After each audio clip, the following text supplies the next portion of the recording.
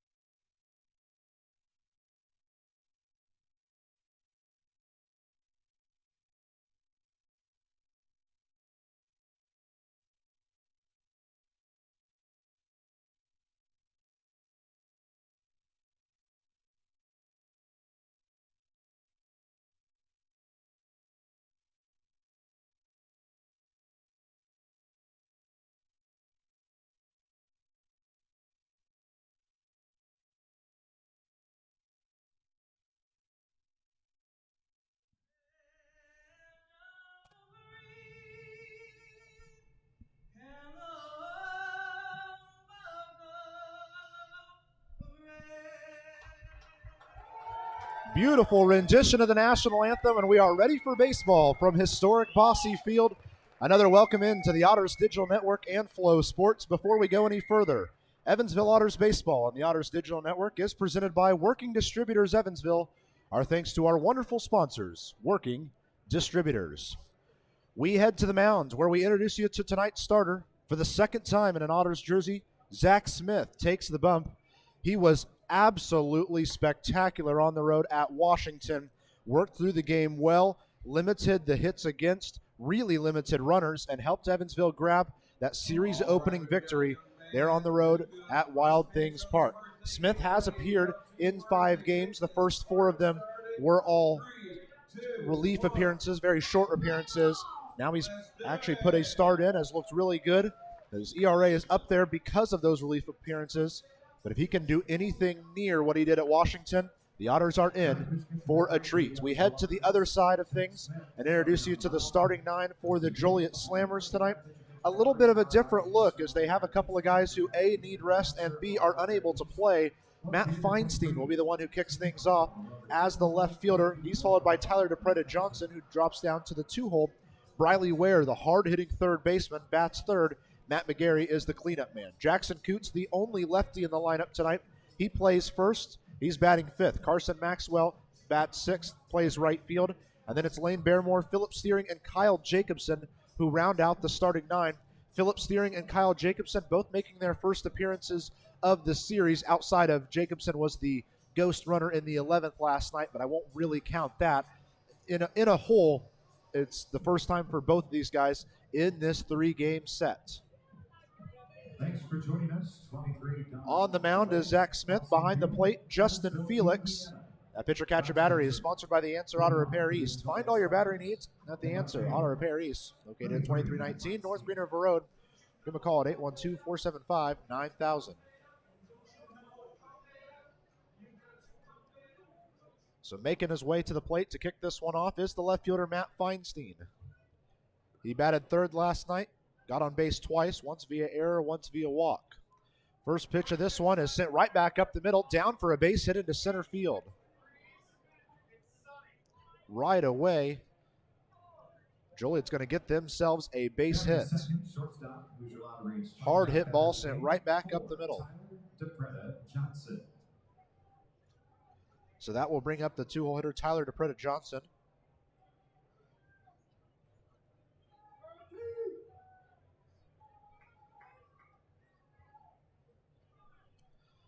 Smith gets himself set, having to check over at first a couple of times. First pitch home is a called strike one.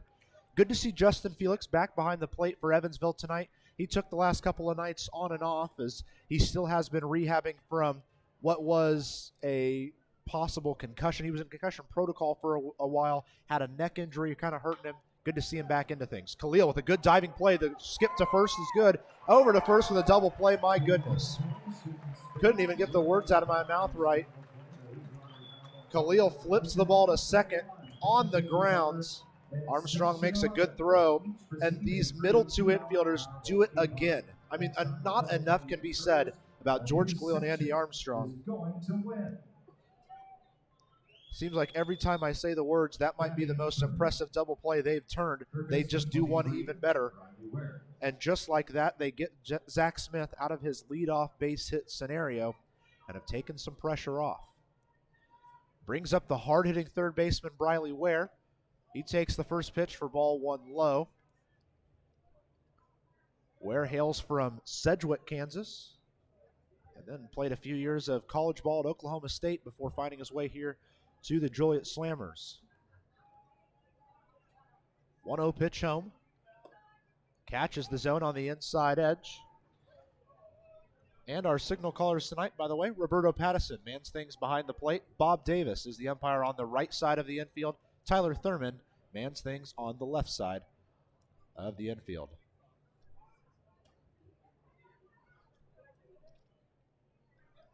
One ball, one strike for Ware. Base is empty and 2 outs. Swinging strike 2.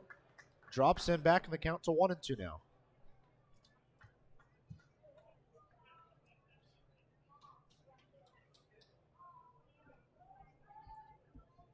Third baseman Briley Ware trying to keep Joliet in this first inning. Smith kicks and delivers on the 1-2. Bounces in for ball 2. And with it, our count evens up at 2 apiece. Great crowd here tonight so far. Big group out in the right field tent. The Corona patio deck is just about packed out there as well. Absolutely awesome to celebrate the last Thirsty Thursday with all of Evansville tonight. 2-2 is the count to Briley Ware. Pitch comes home and it's sent out foul to the right side. It's going to get out of play. It'll end up on the roof of Bosse Field.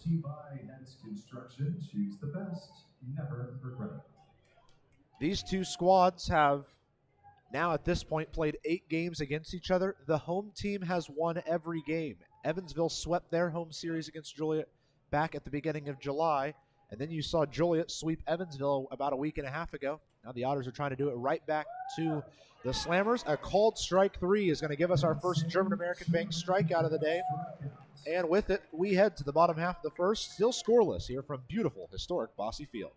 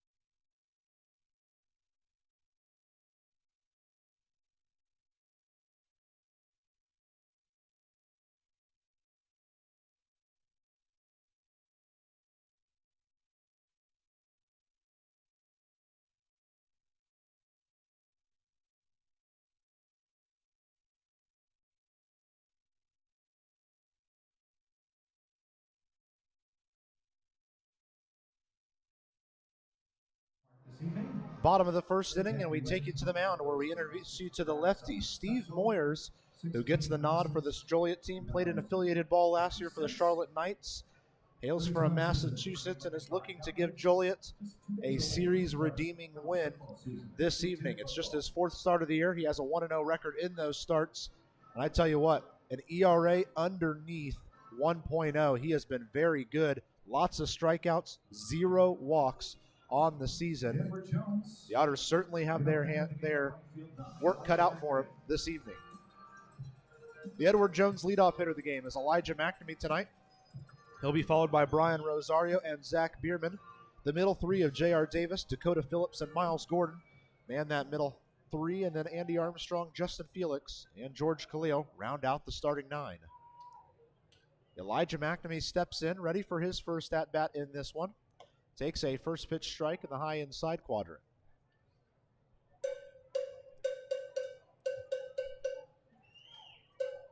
Defense playing pretty standard depth. Riley Ware over there at third, pinching in just a little bit.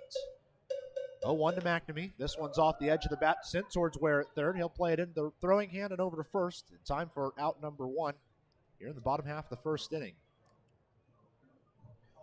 So that brings up the confident hitting switch hitter, Brian Rosario. He will bat righty for as long as Moyers is in this game.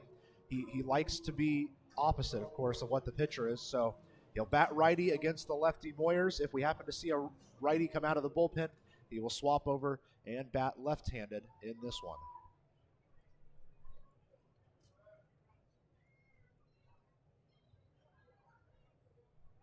First offering, again, inside, called strike 1. Moyers with back-to-back first pitch strikes, both of them attacking that inside part.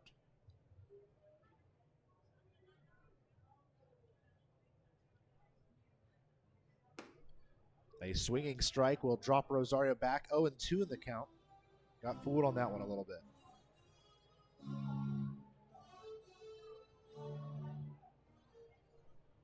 Steve Moyers already looks to be really falling into a groove up there on the bump.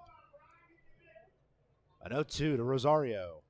A half swing from Rosario. It ends up in the dirt. They'll throw down to make it official. And indeed, it is a strikeout, the first of the day for Steve Moyers. Do want to walk you through the defensive alignment for Joliet tonight. Feinstein mans left field. Center field is Kyle Jacobson. Out and right, Carson Maxwell. Across the infield for the Slammers tonight, Bradley Ware at third. Tyler DePreta Johnson at short. Matt McGarry at second. Jackson Coots at first. And Philip Steering makes his first start of the series behind the plate. First pitch to Zack Biermann, the hard-hitting lefty. He'll take it for a called strike 1. Out on the outside half.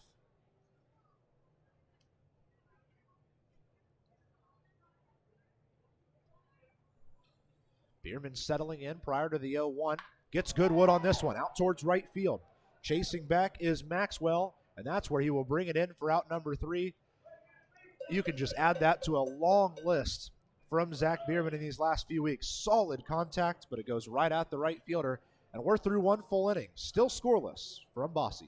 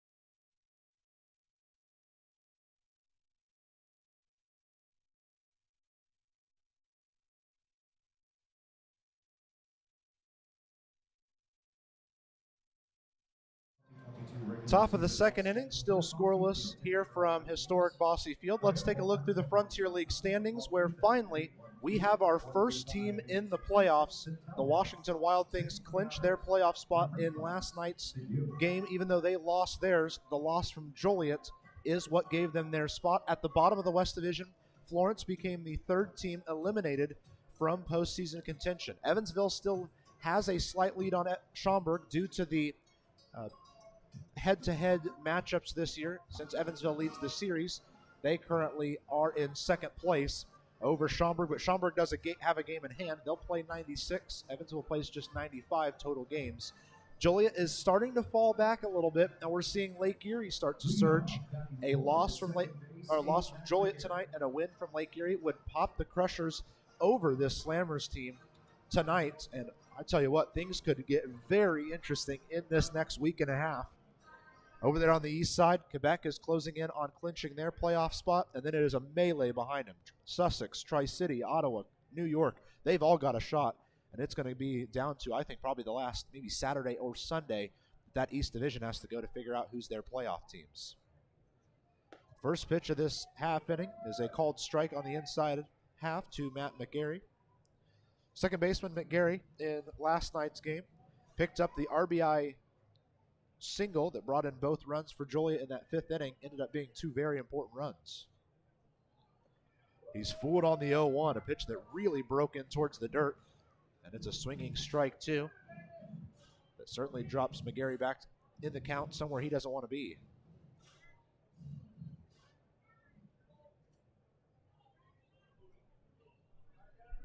So Zach Smith will take a couple extra seconds to reset and toss home an 0-2.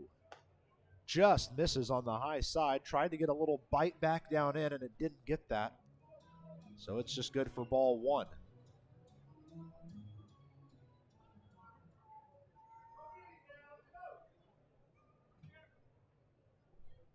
Smith ready again. The 1-2 home. Sent grounded towards the left side. Davis plays it into the glove. The throw across the first is close, but in time for the first out of the half inning. And I believe I saw them walk in earlier. Yeah, I think I see him down there. J.R. Davis's family in attendance once again tonight. It was neat to see them last night. Now also stop for a second and talk with them. They all had matching J.R. Davis t-shirts on yesterday. And he had a good game. Picked up a big RBI that tied the game for Evansville and had a couple of really solid plays over there at third.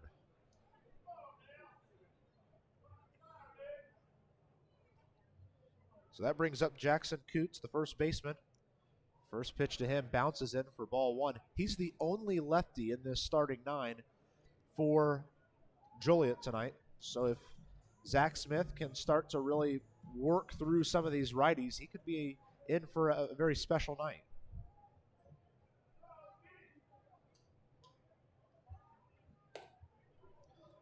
Pitch comes in and misses yet again for ball two.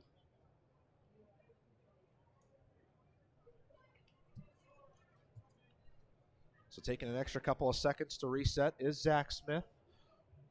Rocking the mustache tonight. The 2-0 home to Jackson Coots. Again misses, this time to the outside. First time today we've seen Zach Smith really behind an account at all. Certainly this far back in accounts.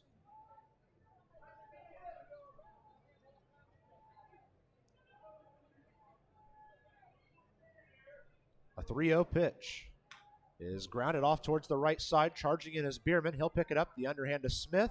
Close play at first is in time for the second out of the inning. Good work from Zach Smith to hustle off the mound, put himself in a position where he was able to make that play.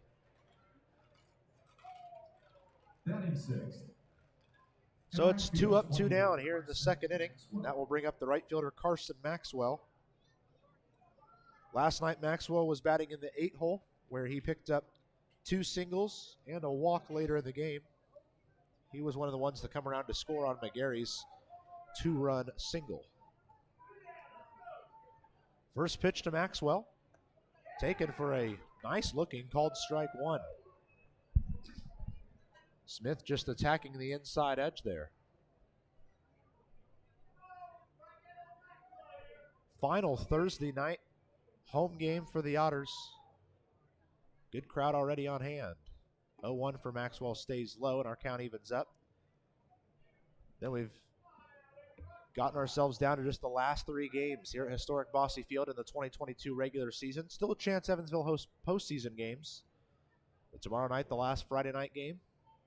And then we've got post-game fireworks Saturday. We've got a Dog Days of Summer on Sunday with a couple of meet and greets with the team. Should be a fun day. Hard hit ground ball towards Khalil at short. He easily plays that one over to first, and it's a 3-up, 3-down inning for the Evansville defense. We've played an inning and a half, still scoreless here from beautiful Bosse Field.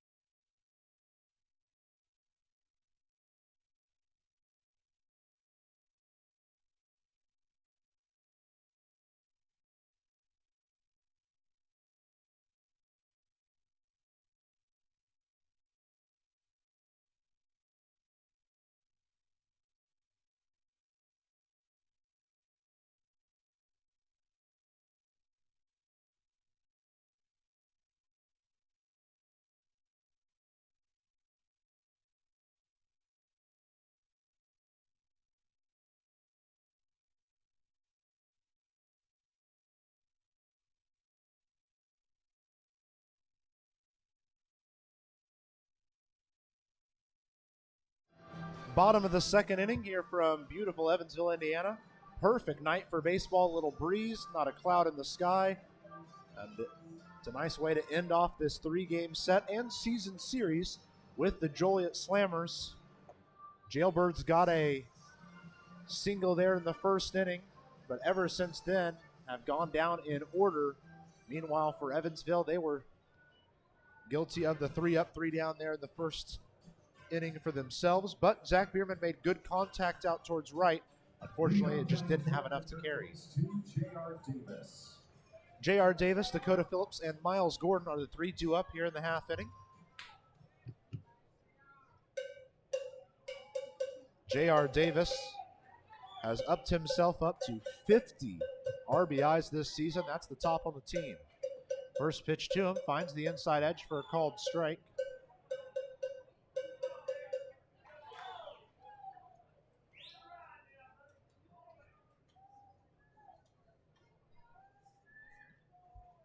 Resetting is Davis prior to the 0-1. Hefty swinging strike 2 will drop him back in the count. No balls, 2 strikes now. A little tough situation here for J.R. Davis early. 0-2 offering, heads his way. Well inside, but good work there from the catcher steering to at least try to help it out and make it look good enough. Tomorrow night we start a fresh series with the Florence Yalls. First time we see them in 2 weeks. 1-2 to Davis outside, and our count evens up. The Yalls play here Friday, Saturday, Sunday, and then next week the Otters conclude their regular season with a Friday, Saturday, Sunday series at Florence. Keep in mind, that's only a 3-ish hour drive, so the Otters would love to see you come out and support them in Florence next weekend. 2-2 home. Pushed fair to the right side. Played by the first baseman. A foot race to first is won by the pitcher, Steve Moyers, for out number 1.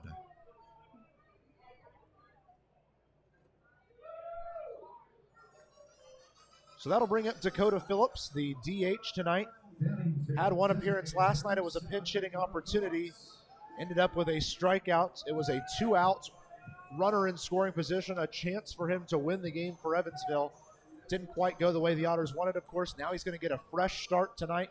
All the at-bats are his. He kind of gets to start from anew, but it's certainly an exciting day to have him back in the starting rotation for Evansville. Sources say it's a party here, so ready for Dakota Phillips to kick off his first at-bat of this one. Takes a called strike to the outside edge.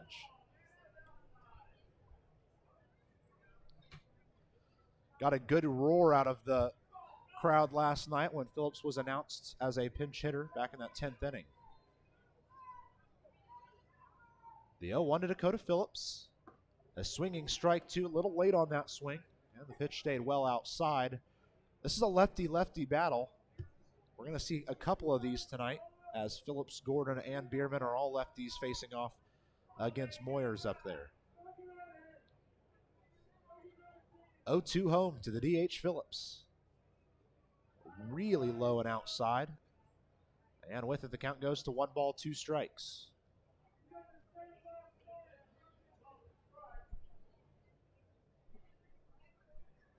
Defense is playing fairly straight up, maybe a tiny shift off towards the right side. Second baseman playing rather deep. The 1-2 home. Swinging strike 3. And Phillips will kick off his evening with a strikeout, the second one for Steve Moyers on the day.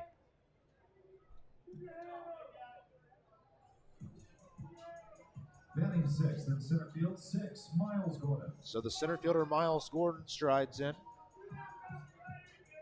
The Canada native looking to find some success tonight after last night in the leadoff spot. He picked up 1 base hit. It was a triple in the 8th inning with 1 out, and the Otters could not bring him those last 90 feet.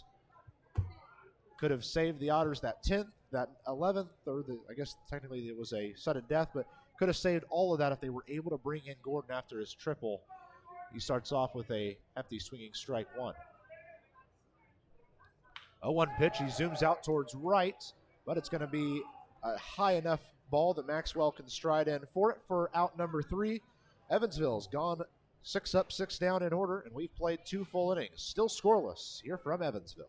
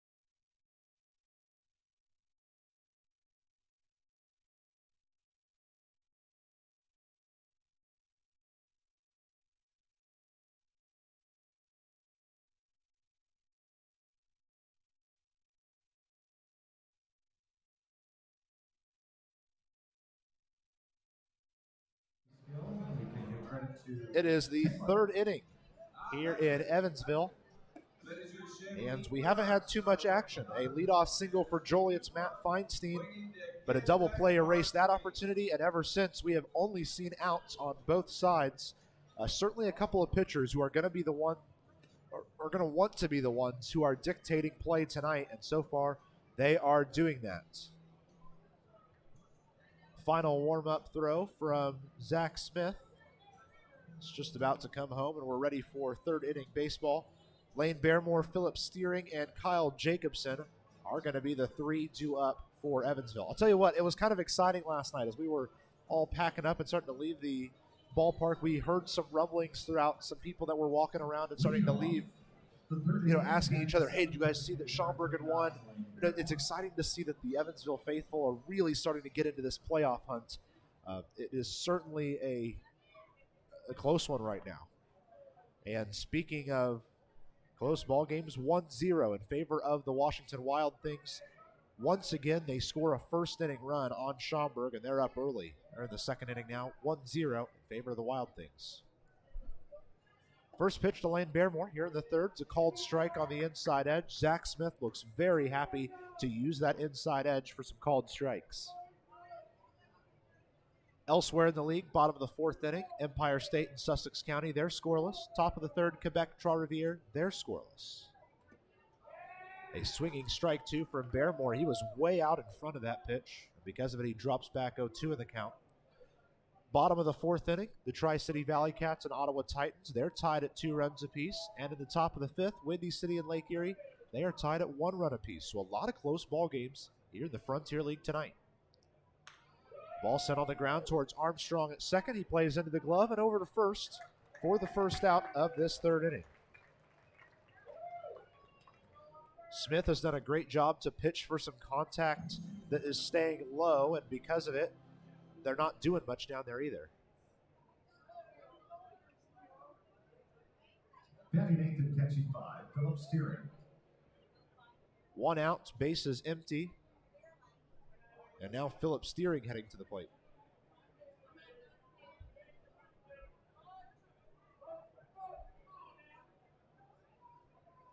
Smith taking a second before he starts off this half inning. First pitch comes home. Had him fooled. He went halfway around but was able to hold it up in time. As our first base umpire tonight, Bob Davis, says no, he did not go around. So the count goes to 1 ball, no strikes for the catcher, Philip Steering. In the last 10 Joliet games, Steering has played in 5 of them. He's got a .222 average in that time. Fouls off a ball to the left side, and with it his count evens up, 1 ball, 1 strike. Elsewhere around the league, New York Boulders and the New Jersey Jackals, they're tied at 3 runs apiece in the bottom of the second, and just getting started in Sauget, the Florence Yalls and Gateway Grizzlies are scoreless. So almost every game is even, and the couple that aren't are decided by just 1 run right now. So some exciting baseball in the Frontier League as a lot of teams are trying to still stake their claim as a postseason team as we finish out these last pretty much 10 games for everyone. 2-1 to Steering. That one's taken for a called strike, almost right down the middle. And with it, our counts will even up. 2 balls, 2 strikes.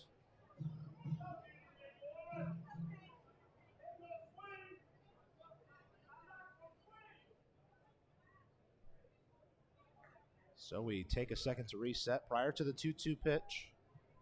It's on the way.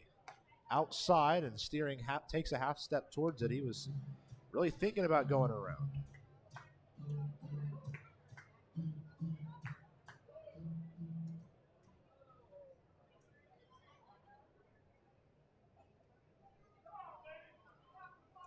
So we take another second to reset. Ball fouled off to the left side.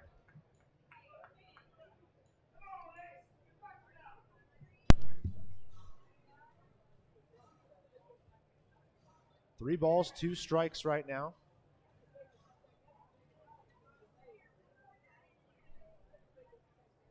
With 1 out, the bases are empty for the Slammers.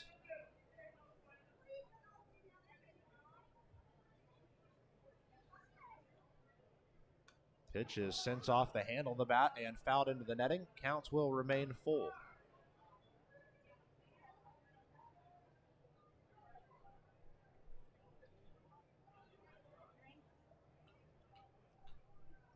Hoping we got our audio issues fixed there on Flow Sports.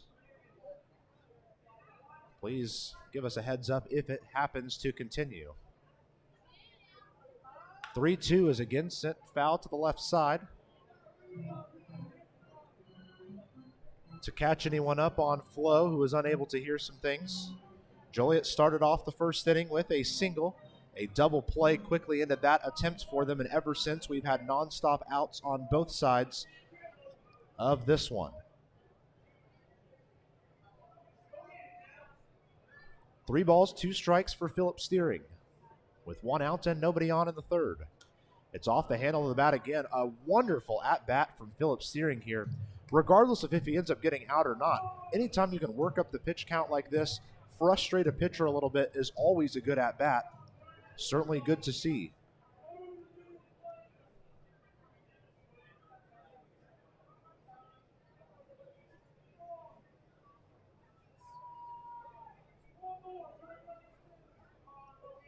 3 balls, 2 strikes. Let's try it again on the full count pitch to Philip Steering. This one's put in play towards Davis at third. He plays into the glove. Over to first in time for out number 2. And that is a hard-earned out for the Otters pitcher and defense.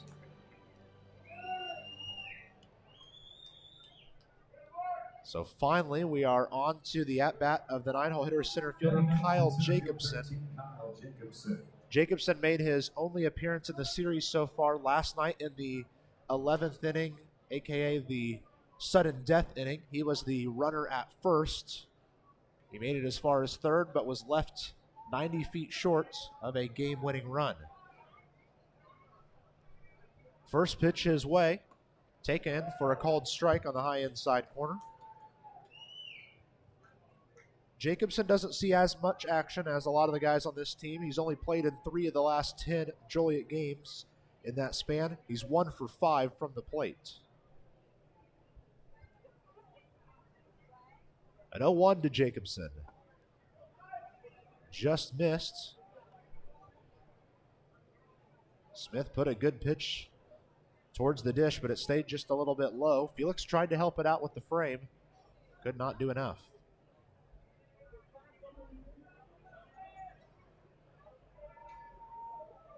A 1-1 to Jacobson. That one's taken for a called strike. Strong pitch there from Smith to back up that last one.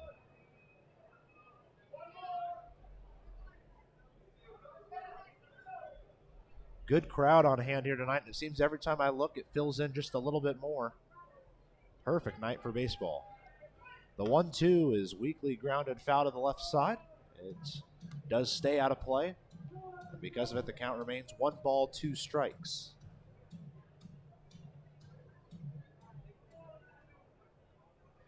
Quick score update from Trois Rivières. Quebec has scored 3 runs in the top of the third. They're trying to get themselves ever closer to clinching their playoff spot, be the first team in the East. A 1-2, swinging strike 3. Jacobson lost on that one. And because of it, it's a German-American Bank strikeout that takes us to the 4th inning. We are still scoreless here from beautiful, historic Bosse Field. Don't go anywhere. 4th inning is next.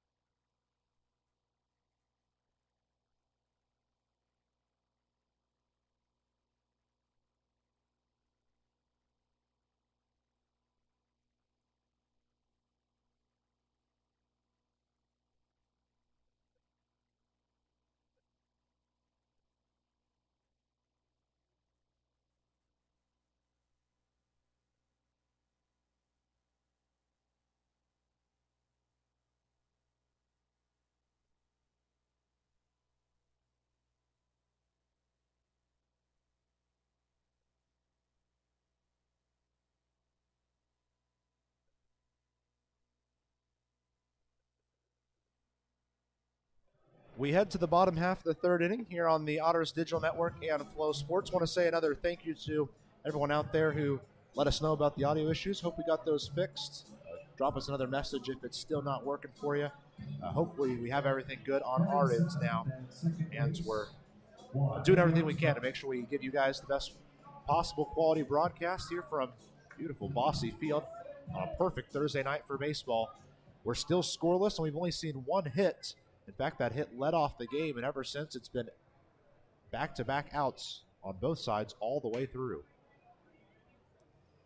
First pitch to Andy Armstrong. He tries to bunt to the right side, and it's going to end up in the Otters dugout. Sure, Armstrong was frustrated last night, was tasked to bunt the runner to third in that 10th inning last night and ended up popping out on the bunt, something we never see from him, it feels like. The 0-1 to Armstrong. Stays high above the elbows for ball one, and with it our count evens up.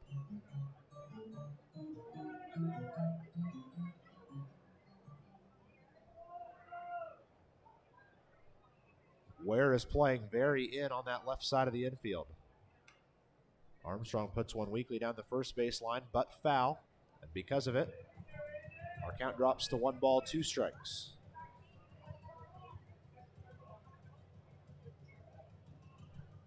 It took us 10-plus innings last night to decide a winner between these two. We had to go to the Otters' first edition of the Frontier League sudden death. The 1-2 to Armstrong. Weakly grounded to the left side, still foul. It was strange to be writing and be announcing that the Otters won the game 2-2. But, you know, it really doesn't matter how you get it done. It goes down in the win column, and it certainly helps you out.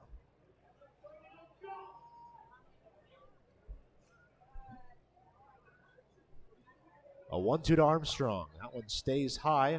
Andy doing a nice job to keep himself alive there at the plate.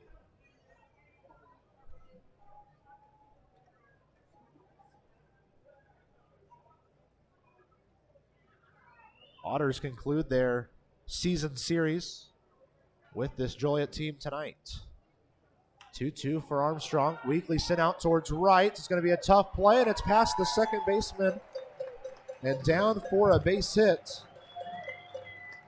A great attempt there from McGarry at second, trying to run back and make a play, but it just avoided his glove. And the Otters have their first base hit of the game here to lead off the third inning.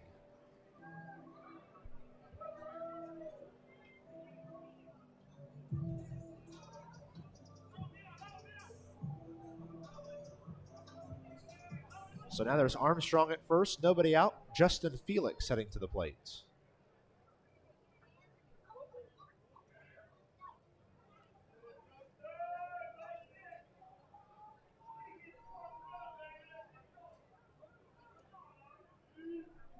First pitch to Justin Felix.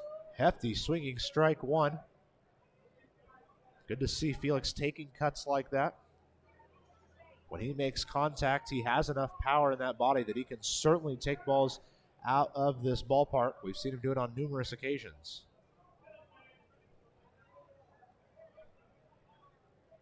Oh, 1 for Felix, and they're going to go check on Armstrong over at first.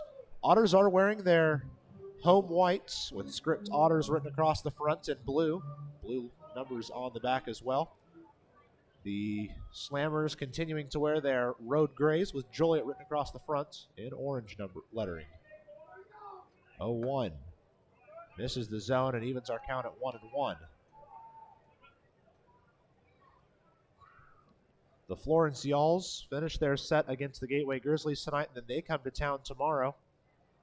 It'll be the last time we see Florence here, obviously, as they're the team that Evansville closes out the home season against, but they will host Evansville next week for 3 more.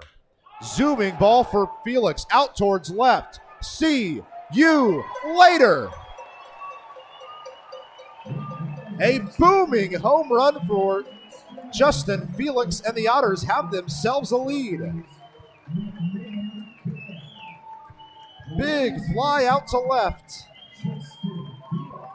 Right off the bat, Justin knew that one. What a way to come back into the lineup.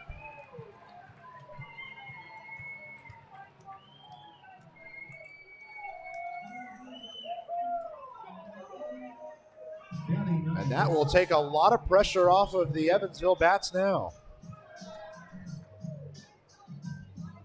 2 runs for the Otters on the Justin Felix 2-run home run. And that'll bring George Khalil to the plate.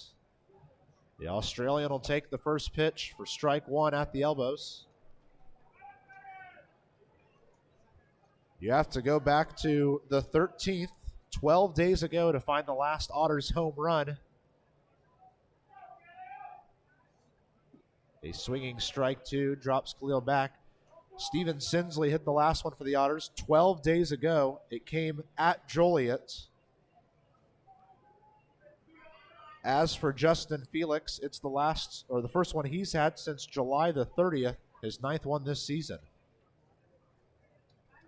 0-2 to Khalil, stays well inside and keeps him alive in the count. 1 ball, 2 strikes now.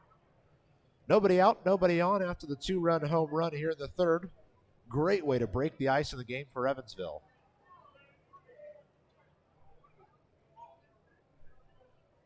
The 1-2, swinging strike three, stayed low, foul tipped into the glove, and George Khalil, the third one guilty of a strikeout for Steve Moyers.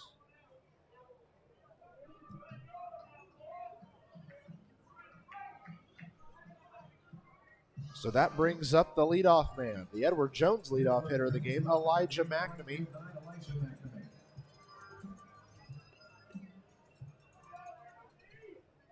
Mcnamee grounded out to start this ball game. Was promoted to the leadoff spot after yesterday hitting in the 5-hole. Hit a solid double and then manufactured himself a run, stealing a base and then scoring on a wild pitch. First offering here in this at bat, and he fouls it off to the right side, well out of play. Brought to you by Hex Construction. Choose the best. Never regret it. 2-0 Evansville here at the bottom of the third inning with 1 out. An 0-1 count to Elijah Mcnamee. It's grounded towards the left side. And with it, our count drops to 0-2.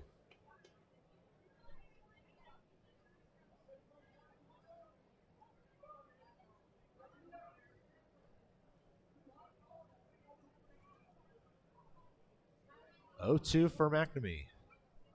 Swinging strike three. He was a bit out in front of that one. And it's the 4th strikeout now for Moyers. Picking them up rather quickly now. Left fielder. So we head to the switch hitting left fielder, Brian Rosario. Rosario was the first Otter guilty of the strikeout all the way back in the first inning. What a great acquisition Brian Rosario's been since Evansville picked him up. They spent some time trying him out while the team was in Schaumburg. He hopped on the bus with the team, came home, and immediately became a great part of this offense and also brings some significant qualities to the defensive side of things as well. Solid left fielder.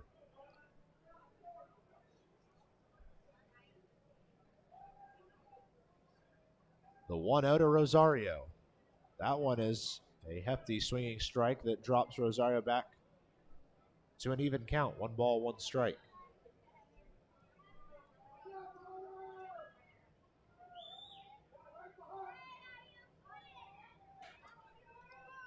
The 1-1 is swung on and missed from Rosario. I tell you what, Steve Moyers is having his extreme control felt here at this ballpark on these righties. Throwing in towards them, it's been very difficult for some of these hitters to pick up the ball coming towards them. Very close pitch is good for ball 2. Almost got that high side of the zone. Rosario's able to lay off, take his count to 2-2.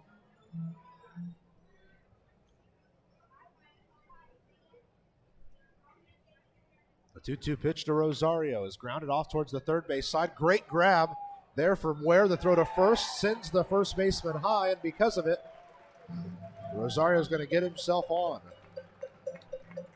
Ware made a wonderful play down there in the hot corner, but just sent it a little bit high over towards first base and gives Evansville them a free base here.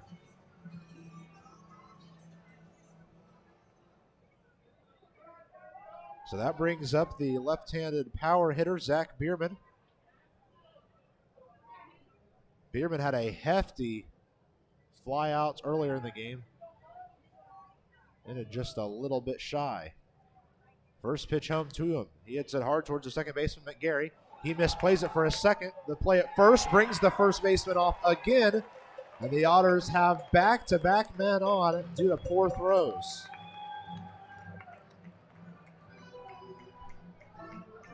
This is a scenario now where Evansville needs to strike and make Joliet pay for their mental mistakes. Third baseman to J.R. Davis.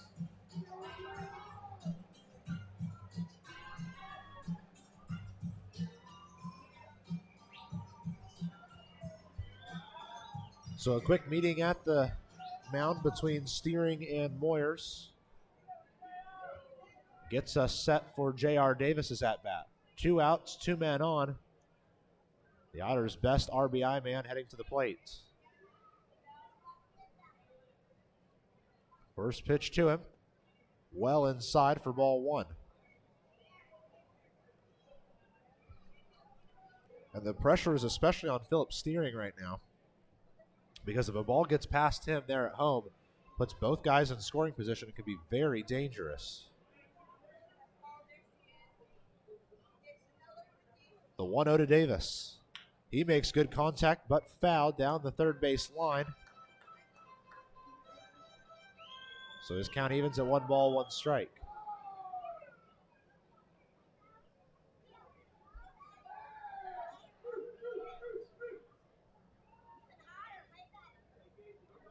Rosario at second, Biermann at first, both reaching on poor throws. One got a base hit, one got an error. The 1-1 to Davis. He hits one hard towards the shortstop to Johnson. He'll go to second in time for the final out. A couple of miscues for Joliet won't cause them any more damage, but a Justin Felix 2-run bomb to left has given Evansville an early lead in this one. We head to the 4th. Evansville 2, Joliet 0.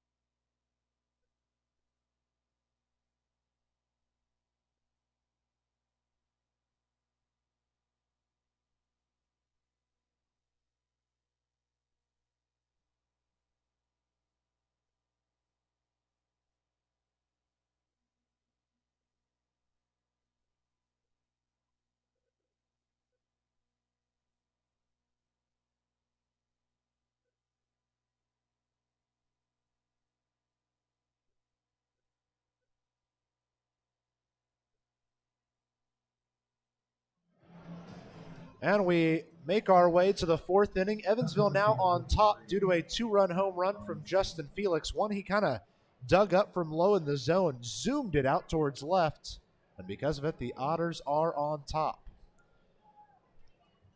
First pitch from Zach Smith here in the 4th, stays low and away for ball 1. As we will see the top 3 of Matt Feinstein, Tyler Johnson, and Briley Ware here in the 4th inning. A 1-0 pitch home. Way out in front of it was Feinstein, and the off-speed had him very lost. And with it, our count evens up. 1 ball, 1 strike.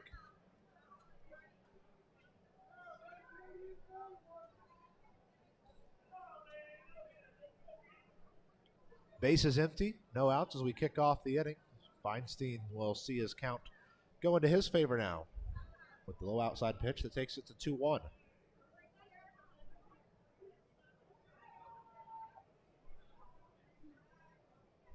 Great to see so many people at the ballpark tonight. The final Thirsty Thursday of the season, college night. Great to have everyone here at the ballpark. Ball sent out towards center, is going to drop in there for a base hit. So there went some more lumber for the Fire. Go get your new lumber at Niehaus Lumber. Some more lumber, more wood for that winter fire, courtesy of our friends at Niehaus Lumber, proud partner of Evansville Otters baseball. So Feinstein has himself his second base hit of the game. Did the same thing in the first, almost to the exact same spot on the field. But he ended up being part of the double play from Tyler DePrita Johnson, who's the man who's heading to the plate now. First pitch home, left alone for ball one.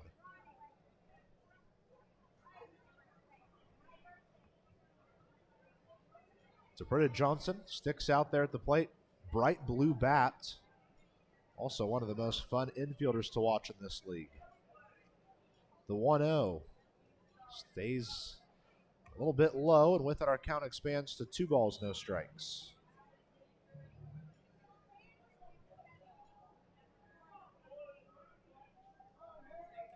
Feinstein stands on first with nobody out here in the top of the 4th inning. Joliet looking for revenge after giving up the 2-run home run in the last half inning. Ball sent up the middle to Khalil, to second for 1, to first in plenty of time, and it's another 6-4-3 double play from Tyler DePrita Johnson. Both times that Joliet's got themselves a man on base, they shoot themselves in the foot and take it away from themselves.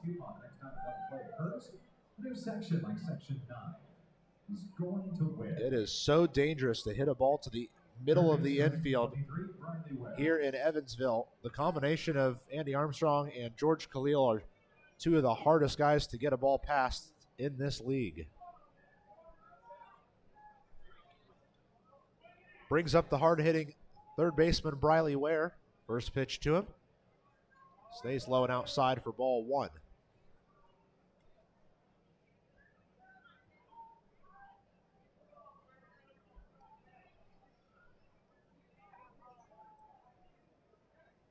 One-0 count for Briley Ware.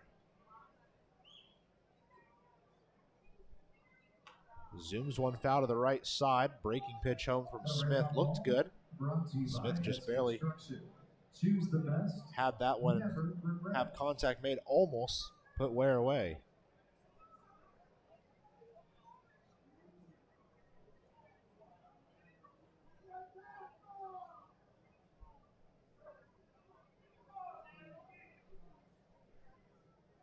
One the count to Briley Ware. Pitch on the way. Stays too high. And takes the count to the favor of Ware. 2-1.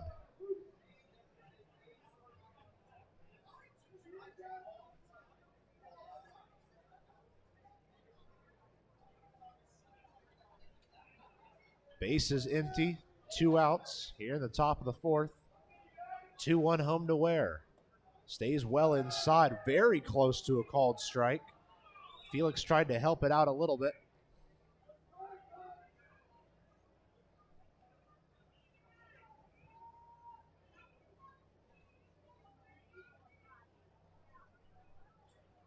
So Ware is up big in the count. 3 balls, 1 strike. That one looks good, but it stays just a bit too low. And gives up a walk to Ware. As I watch the replay, it looks close, but it is down there towards the knees. And our home plate umpire tonight, Roberto Pattison, says it's ball 4, and because of it, Briley Ware on base for the first time today. A 2-out walk has given Joliet an opportunity.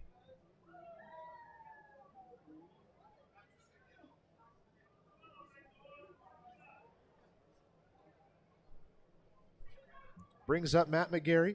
He grounded into a ground out over on the third base side his first time up. First pitch home to him is a called strike 1.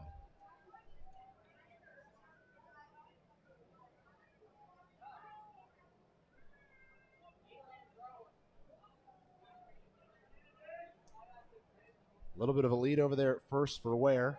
Not certainly a a stolen base threat. He has speed, so if contact's made and a ball's put in play, he could work himself over to third, but not really a guy you have to worry about stealing bases, as on the season he's only attempted one.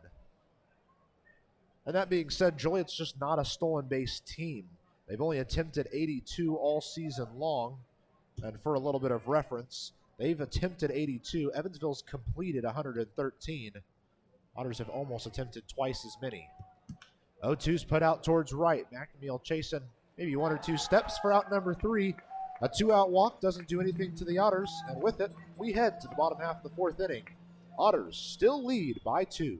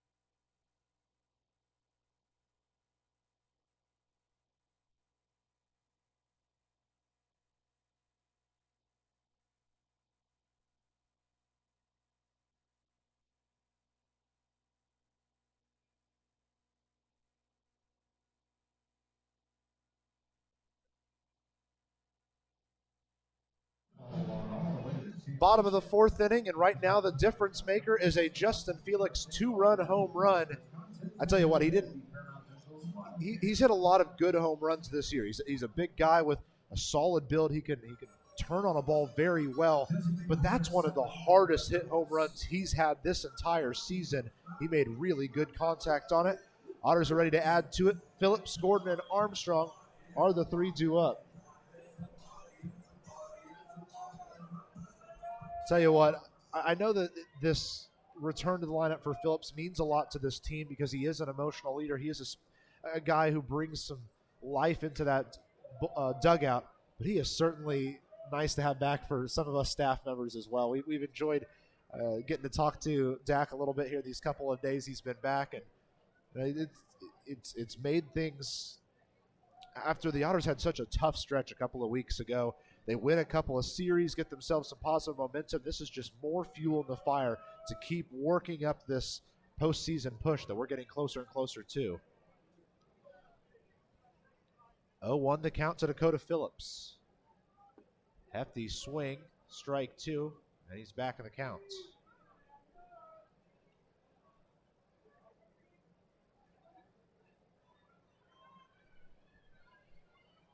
So good to have Miss Felix on the broadcast with us here. Congrats. Justin with the big home run earlier. Lots of people joining us here on both the Flow Sports broadcast and Otters Digital Network. Final 4 games of the home schedule for Evansville. And we are sure glad that if you couldn't join us here in person, you're joining us here on either of our streaming platforms. Otters sure love their fans. A high inside pitch is going to be good for ball 2, and Phillips has himself an even count, 2 balls, 2 strikes.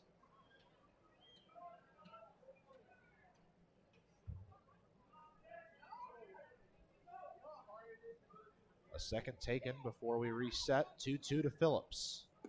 Well outside, ball 3.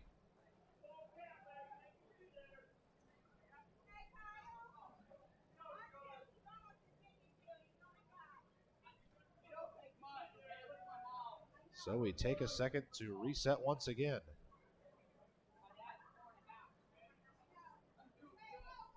"3-2. Called strike 3 at the knees. And Phillips will sit down with a strikeout here. So close to getting himself a walk. But that will bring up the center fielder, Miles Gordon.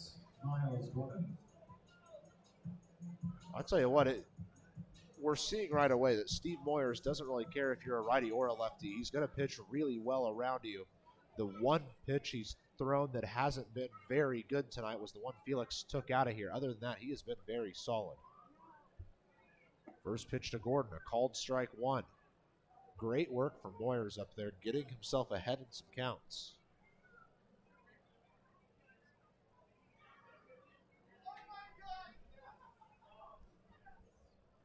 Oh, 1, fouled off to the right side.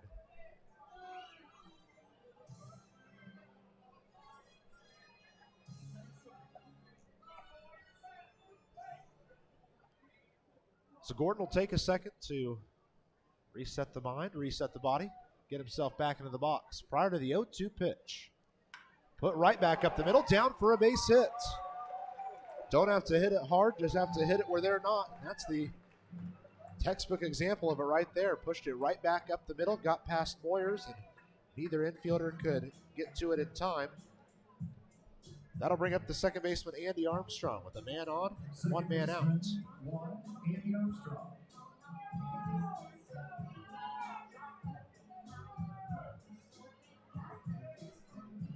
Certainly looks like we're in for a treat the next couple of nights as well. The weather looks perfect here in Evansville for some baseball. 3 more chances to come see your Otters in the regular season. Friday, Saturday, and Sunday. Then you have to hope they get a postseason game here at home. They're going to go check over on the runner, Gordon. He's back in time.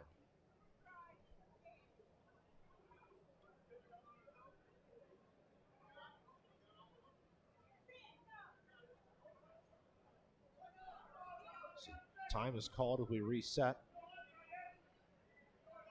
Armstrong ready for his first pitch. Zooms it towards the third baseman, Ware. Tries to go to second. It gets out of the glove, but they're saying it did get back into the glove in time for the lead out. So Miles Gordon out on his way to second after the 5-3 fielder's choice just barely gets there. Justin Felix heading to the plate. We want to take a look at his last at-bat. A big boom and home run thanks to our friends from Play It Again Sports. He dug that one from the low outside corner, and basically we all got to sit here and admire it. And that is so far the difference maker in this one. That 2-run home run back in the 3rd inning. A similar chance here. Man on first, this time with 2 outs.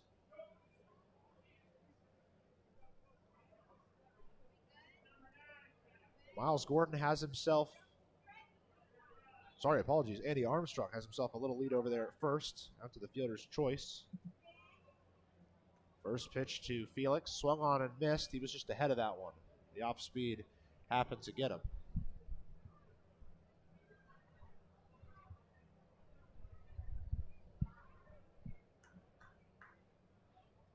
So 1 the count is for the catcher, Justin Felix. 1 man on, 2 men out. Otters trying to add to their lead. We're going to go check over on Armstrong. He barely has to fall in to stay safe at first.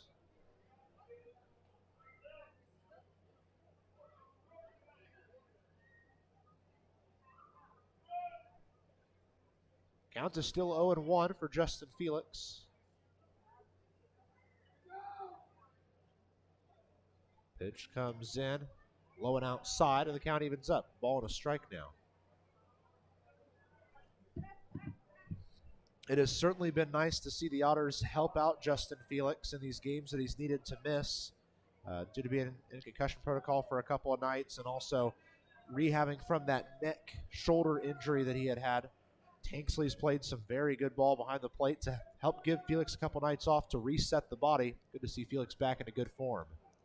Makes good contact or good position swing, just a tiny bit underneath it, fouls it back into the netting, so our count's at 1-2.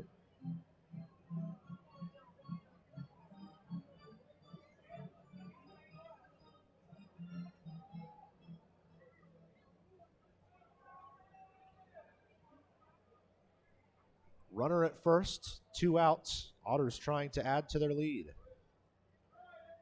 Justin Felix, the one who's responsible for the 2 runs already, at the plate right now. They're going to go check on the runner Armstrong at first. He's back in time yet again.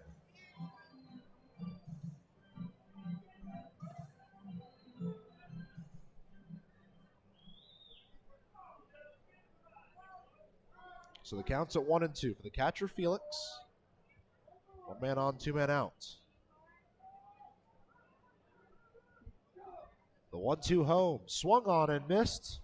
A second strikeout of the inning, the 6th of the day for Moyers. Ends this 4th inning. Evansville leaves a man on first. We head to the 5th inning. Otters lead by 2.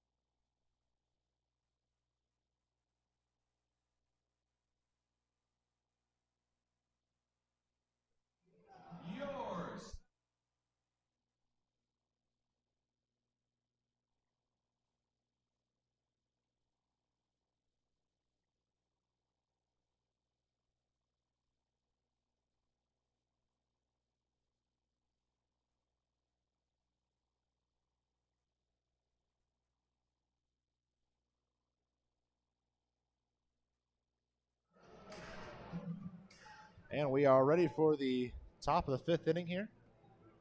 They're giving one more look to Felix's home run up on Otter Vision here at the ballpark. Certainly a home run that gives Evansville some life in these middle innings. This team plays well when they have themselves a lead. And as we approach the midway point in this one, it is still a 2-run advantage for the Otters. Due up here in the half inning for Joliet. Jackson Coots, Carson Maxwell, and Lane Bearmore.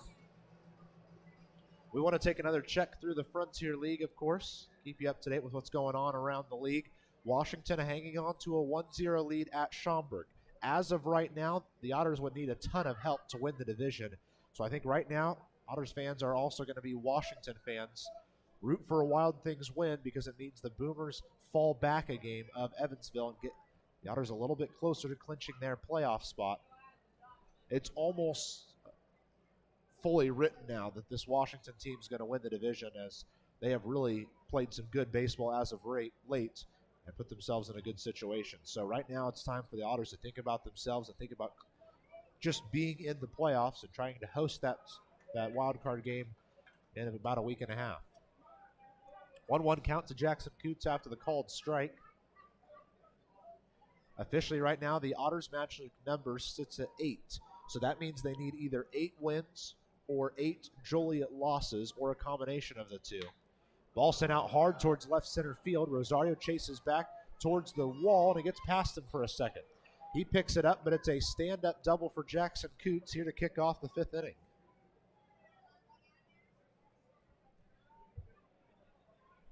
So a big hit there from Coots to kick off this 5th for the Slammers. Right fielder. So again, the Otters' magic number at 8. If they win this game tonight, it goes down to 6 because, of course, the win helps them with 1. The Joliet loss helps them with 1.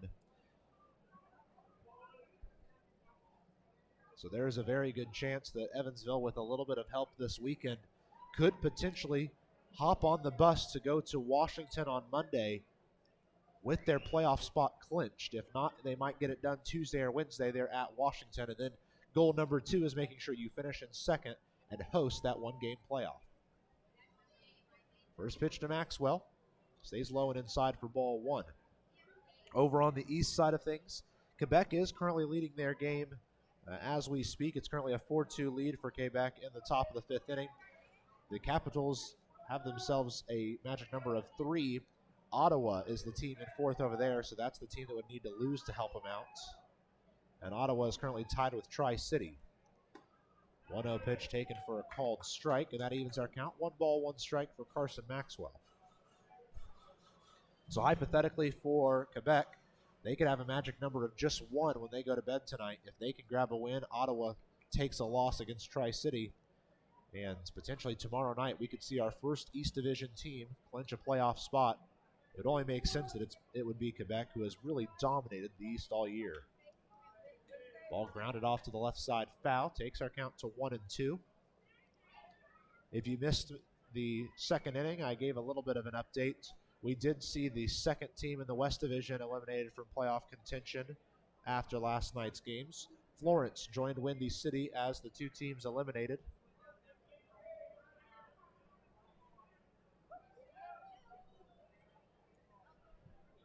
And they joined Empire State, who was eliminated a few weeks ago over there in the East. 1 ball, 2 strikes for the right fielder Carson Maxwell. And Zach Smith steps off. He waited a long time up there on the bump before really just deciding he needed to reset.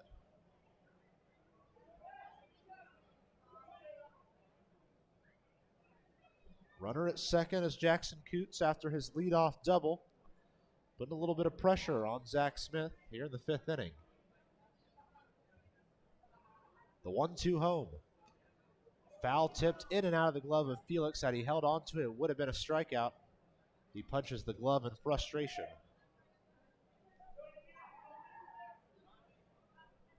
At Lake Erie, Windy City has a 6-3 advantage. And that is certainly Windy City just playing spoiler right now, as Lake Erie, with a win tonight and a Joliet loss, could move up into 4th place in the West Division. Windy City trying to spoil those dreams a little bit.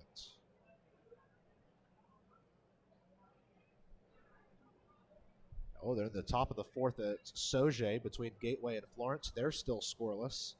We saw a thrashing last night by the Yalls. They hit 3 separate 3-run home runs in 1 inning of last night's game to help to their big. I think the final score finally ended at 17-4 in favor of Florence.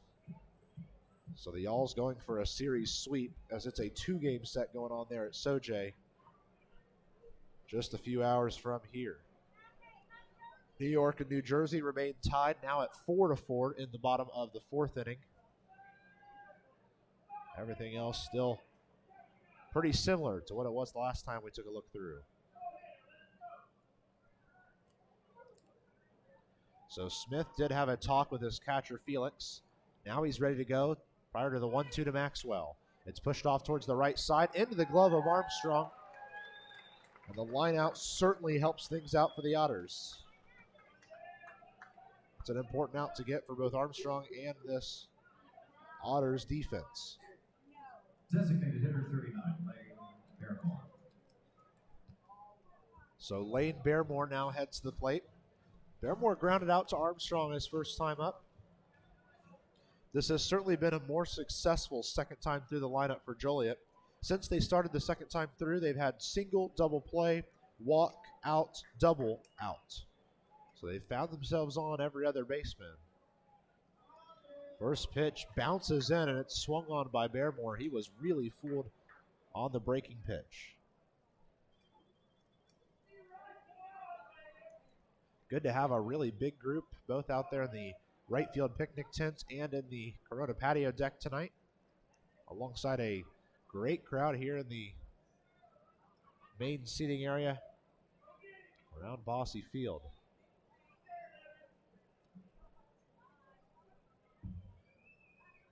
0-1 to Barrymore. It's a swinging strike 2 on a low pitch. Zach Smith said, well, if you're going to swing at the first one, I'll give it to you again. And again, Barrymore's fooled.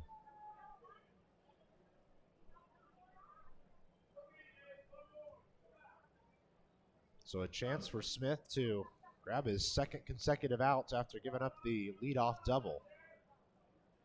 Boy, would that be an important one for him.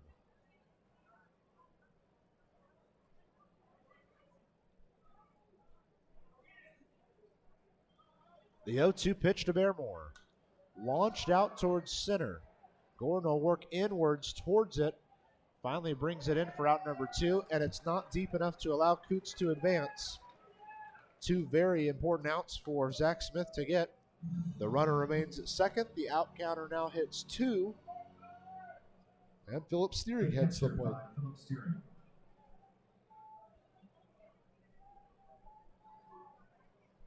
Now, Philip Steering ended up just grounding out to the third baseman, J.R. Davis, first time up, but his at-bat went on for ages. He did a great job to foul pitches off left and right, take a couple of pitches that looked a little bit bad, and kept himself alive for a long time in that at-bat. First pitch to Steering, taken for a called strike just under the elbows.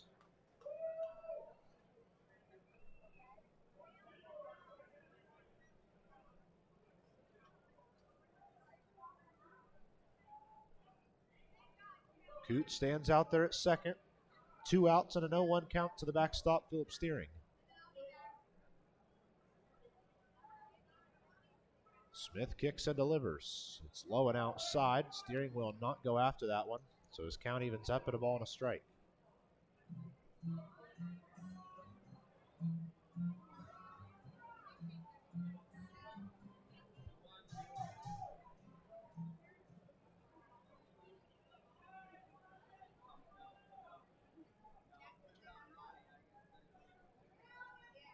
So everyone takes a second to reset prior to the 1-1 pitch. Zach Smith trying to get himself out of a little bit of a jam here. The leadoff double here in the 5th. 1-1 home, stays low. Felix tried to help frame it a little bit, unable to do so. So the count goes to 2-1. Zach Smith will visit the rosin bag for a second, clean off the cleats on the spikes back there before retaking the mound.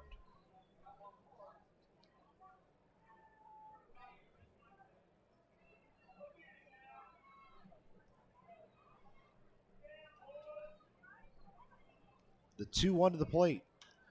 Again, skied out towards center. Miles Gordon working in towards it, but it's actually Mcnamee who calls everybody off, and he brings it in for the 3rd out. Good work from the Otters after the leadoff double. They pick up 3 straight outs, and with it, we head to the center point of the energy, center point of the game. Bottom of the 5th, coming at you next.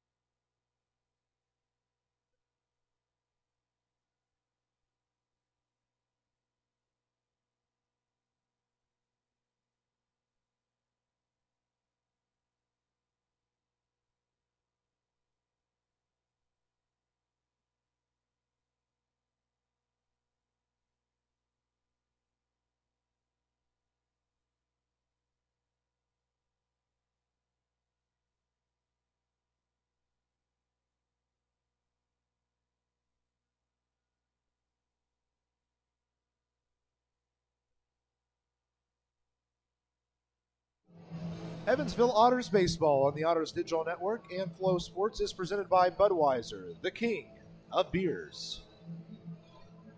Otters lead by 2 in a wonderful display of both pitching and defense. After Zach Smith gave up the leadoff double there in the top half of the 5th, The Otters combine with pitching and defense to grab 3 quick outs and get themselves out of the half inning unscathed. Steve Moyers returns to the mound for this Joliet squad, looking to keep this game where it's at. Otters will send George Khalil, Elijah Mcnamee, and Brian Rosario to the plate in the half inning.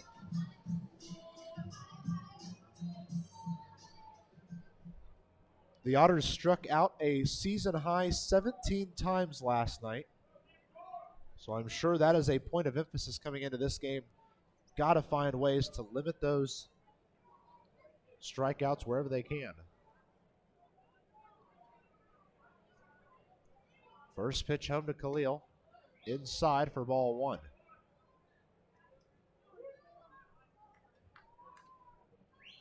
Otters have 9 games on the schedule after this. 3 here against Florence, 3 at Washington, and 3 at Florence. 1-0 swung on and missed in the dirt, evens our count up. Every game important as the Otters are trying to be the second team in the West to clinch their playoff spot. It's going to take them just a little bit of time to get there.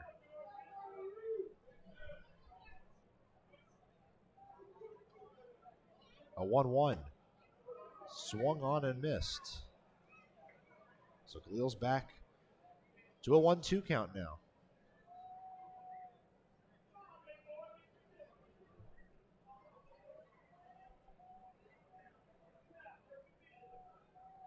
The 1-2 to the shortstop, Khalil, and he's guilty of a second strikeout on the night. 7 now for Steve Moyers. And Khalil becomes the second Otter with 2 strikeouts on the day.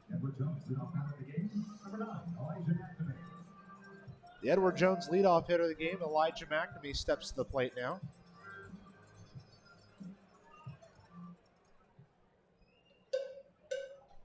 Mcnamee is 0 for 2 with a ground out and a strikeout. And secret weapon, trying to give him just another extra little boost as he heads to the plate. First pitch home, stays low for ball 1.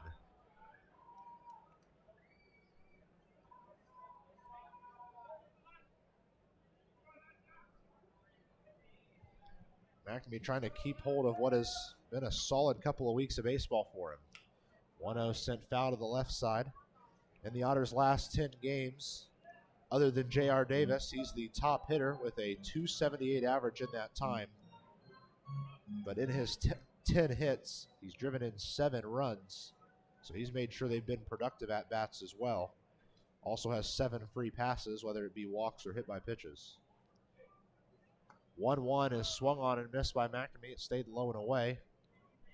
Because of it, he falls back in the count.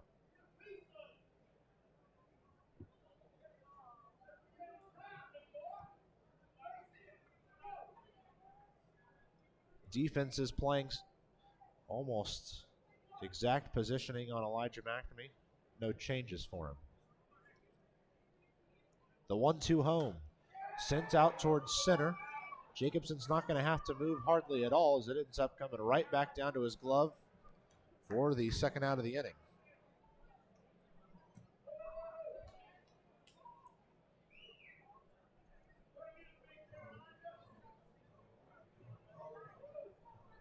Brian Rosario, the switch-hitting left fielder, now to the plate.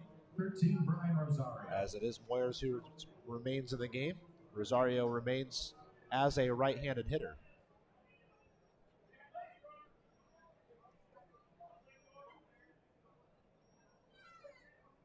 If Rosario can find a way on, Zack Biermann stands on deck.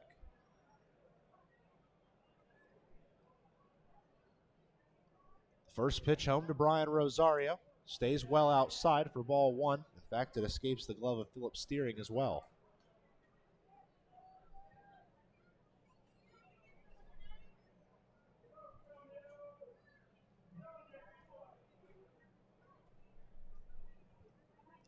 The 1-0 home. That one stays high now. And Rosario's got himself a couple pitch lead.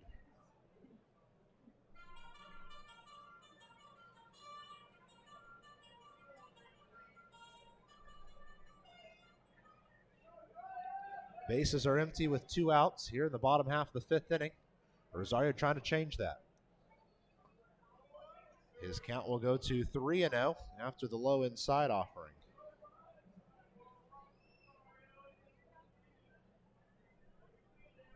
That's also going to spark a quick discussion on the mound between the pitcher Moyers and his catcher Felix. Umpire came with, as it was just a meeting to decide signs.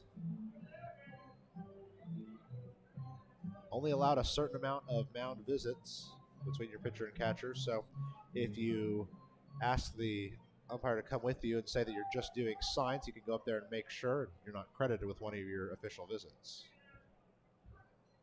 3-1. That one does find the zone and puts a 1 in the strike column for Brian Rosario. 3-1 his count.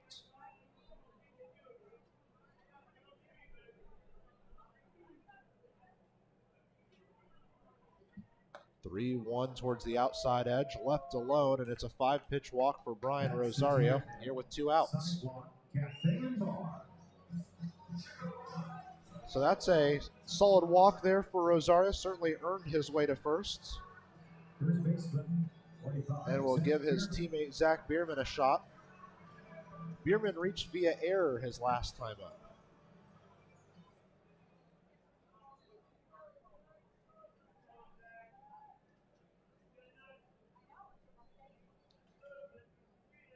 Biermann ready for his first pitch of the at-bat. Offering comes home. Stays outside for ball 1. Biermann hit a ball very hard back there in the first inning, but it ended up going right at the right fielder. Didn't have enough to leave this ballpark.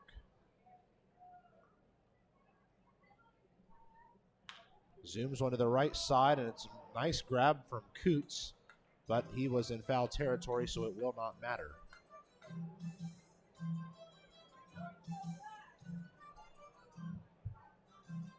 Biermann looking for anything that could extend the inning. He's got Rosario at first in front of him, and behind him in the on-deck circle is J.R. Davis. They're going to go check on Rosario, and he is back in time. Always a bit dangerous to think about any sort of stealing when you've got the lefty arm on the mound, because he can stare you down that whole time.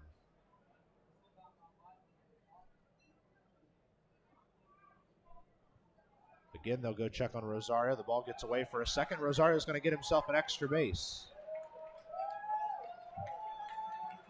So a throw on the wrong side of the first baseman allows Rosario to get himself an extra base. Error is on the pitcher officially.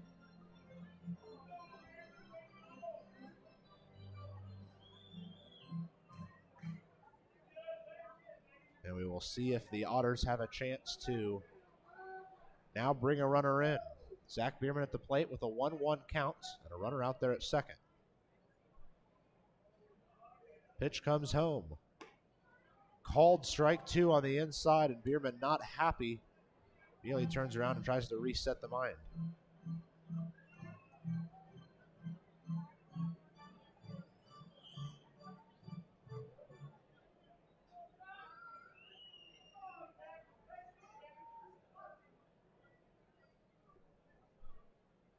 A 1-2 to Biermann. Cranked out towards right. Looks like it might go towards the gap. Maxwell runs it down and brings it in for the final out. Another wonderful play from the right fielder Maxwell. The Otters unable to score on this chance. We've played through 5 full innings, and the 2-run home run for Felix is our difference maker.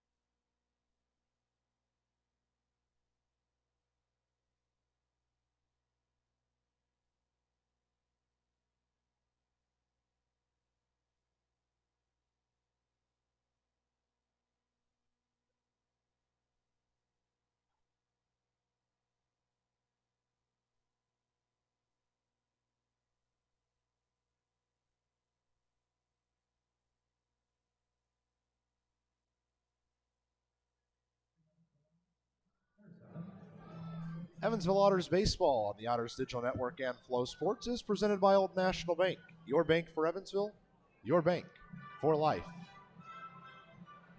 Final toss out to second. We are ready for sixth inning baseball here from historic Bosse Field. It has been a solid day for Zach Smith up on the mound, both from him and his defense behind him.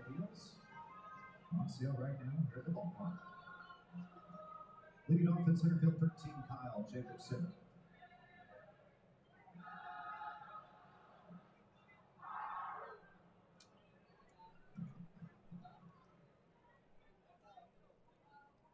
So the defense plays a little bit deeper in those middle areas.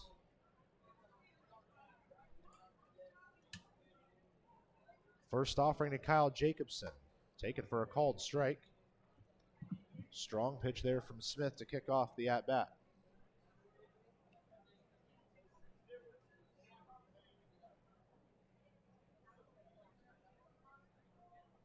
Count is 0-1 for Kyle Jacobson. Pitch comes home and stays a bit outside to even the count at 1-1.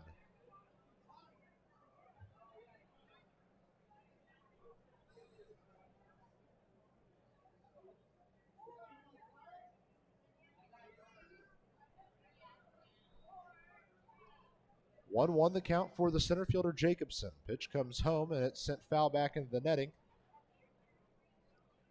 Tanner Craig, the U of E product, makes a nice grab in the dugout for the Otters.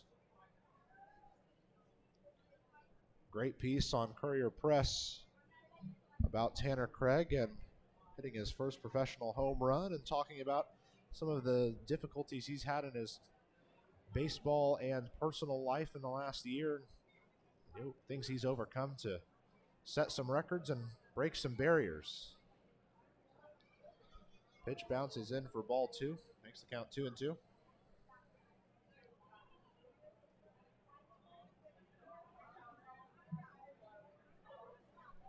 Jacobson is, of course, this first one due up for Joliet. Feinstein and DePretta Johnson will follow.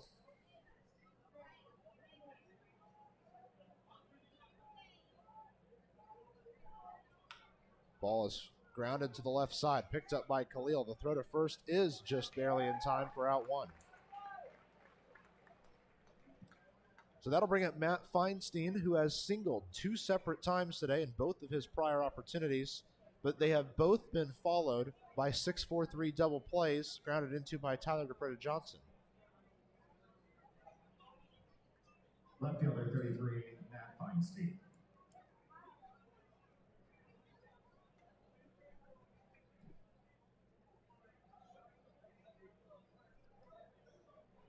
Feinstein ready at the plate. His first offering, taken for a called strike one, just under the elbows.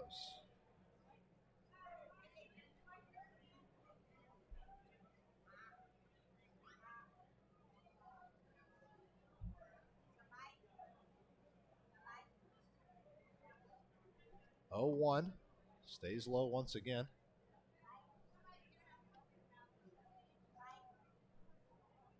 And with it, Feinstein stays even in the count.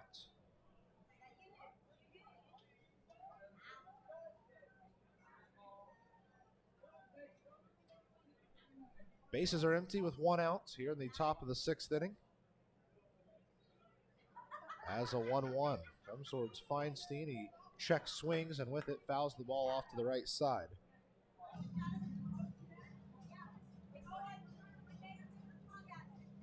Another check in there at Schaumburg. Things are starting to get interesting there at Wintrust Field. In the fourth inning, Schaumburg scores 2 to take a 2-1 lead. Right back at you, say the Washington Wild Things in the top of the fifth, and they go right back up on top 3-2. Ball outside, evens our count up. 2 balls, 2 strikes. Elsewhere around the league, Windy City holding on to their lead against Lake Erie. They're in the 7th. Ottawa's taken a 3-2 advantage over Tri-City in the 9th. And Quebec is up 5-2 at Trois-Rivières.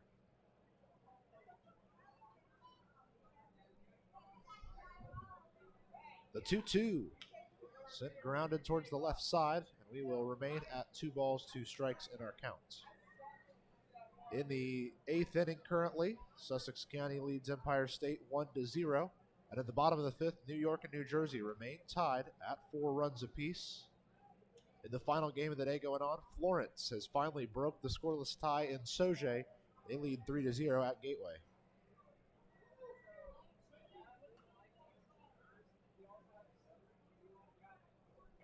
The 2-2. This is on the inside and takes our count full.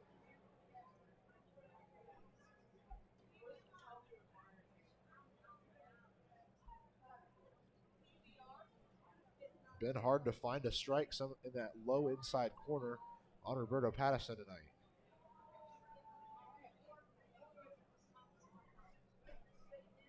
The 3-2 home. Called strike 3.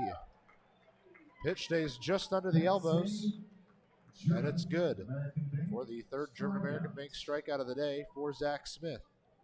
Also the first time he's managed to get Matt Feinstein out.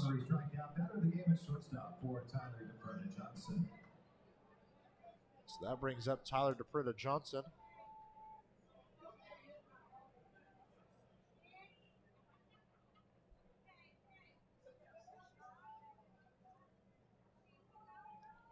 DePrita Johnson takes ball 1 outside.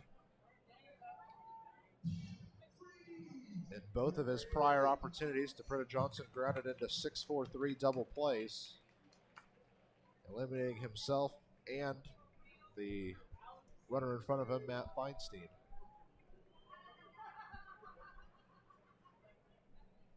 A 1-0 offering now to the shortstop, DePrita Johnson. He sends one high and foul right behind home. Just enough to even our count up at 1-1. Choose the best, never regret.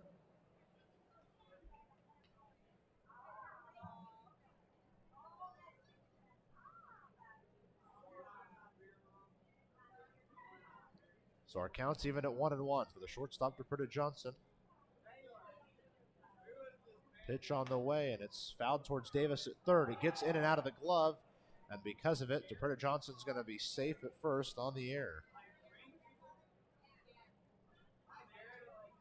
Third baseman, 23, Briley Ware. So that brings up Briley Ware, the third baseman, 0 for 1. Has himself a strikeout and a walk on the day.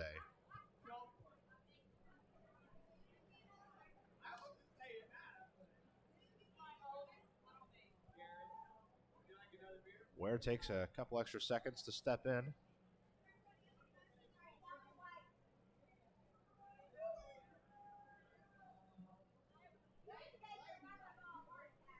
Two outs, runner at first. The pitch comes home to Ware and bounces in for ball 1.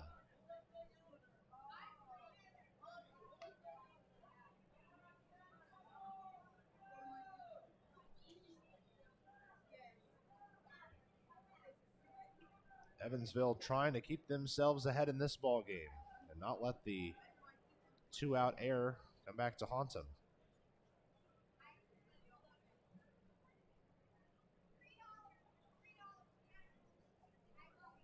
The 1-0 to the plate. Zoomed foul to the left side.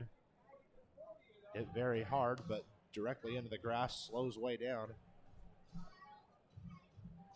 And with it, our count evens at 1-1.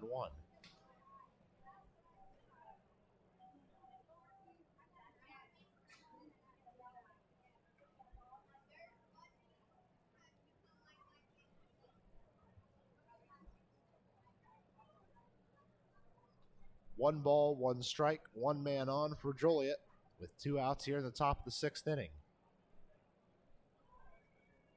They're going to go check on the runner, and back in time is DePrita Johnson.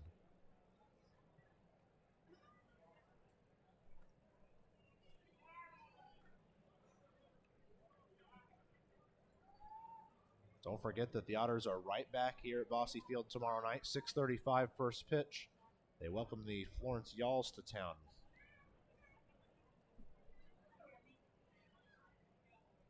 A 1-1 to Ware. Stays just a bit low and takes the count to 2-1.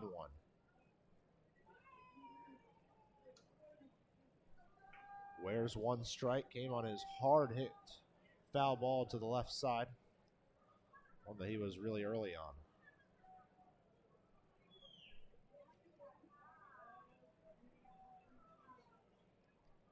Again, they'll go check on the runner. To Preda Johnson back in time again.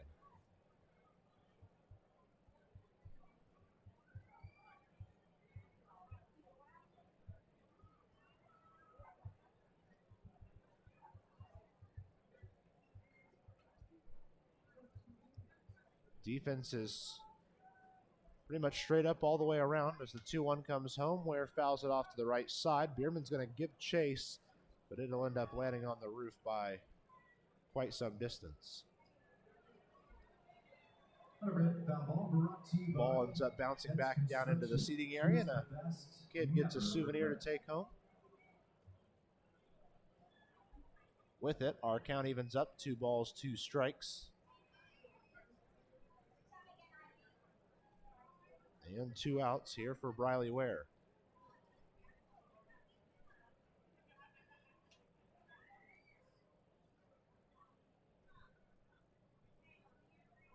A 2-2 home. Swinging strike 3. Smith gets his second German-American Bank strikeout of the 6th inning. This one is good enough to take us out of the inning. And with it, we've played 5.5. Evansville still on top by 2.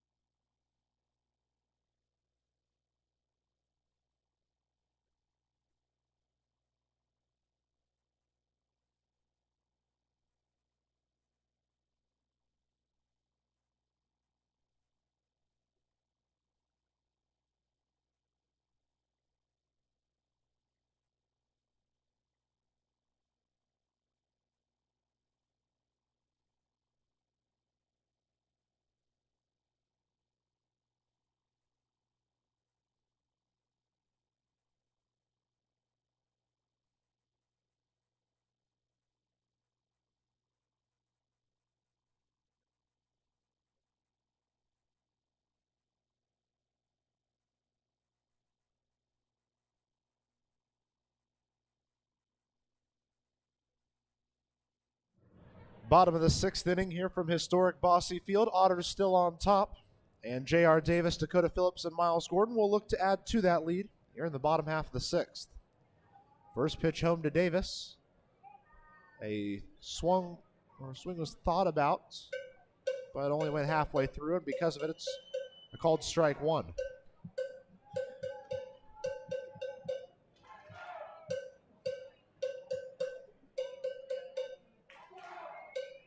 Oh, 1 now for Davis. That one gets away from the catcher steering. And it's good for ball 1. Briley Ware playing fairly close to third over there, trying to keep anything from getting past him. We also do have a man starting to warm up in the left field pin. 1-1 to Davis, fouled off his foot. Will stay foul.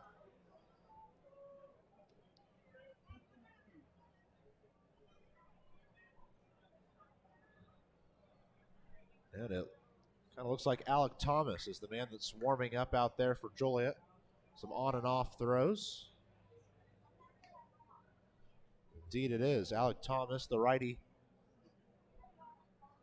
Pitch for Southern Illinois last year. 1-2 to Davis. Is off the handle of the bat, off towards right field. Maxwell drops back, and that's where he'll bring it in for the first out of the inning. Otters have hit a lot of balls out towards right today. Maxwell's done well to make sure that they end up in his glove.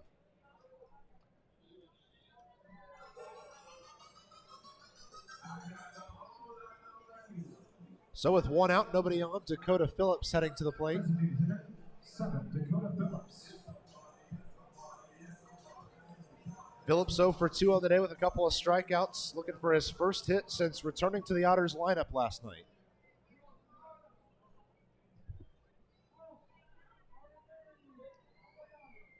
First pitch home to Phillips, pushed out towards the left side. Feinstein will work over towards it and brings it in for the second out of the inning. Good contact there from Phillips. But once again, the Otters hit one directly into the gloves of the outfielders. And that brings up Miles Gordon now. Center fielder 6, Miles Gordon. Phillips gets a lot of love as he heads back into the dugout.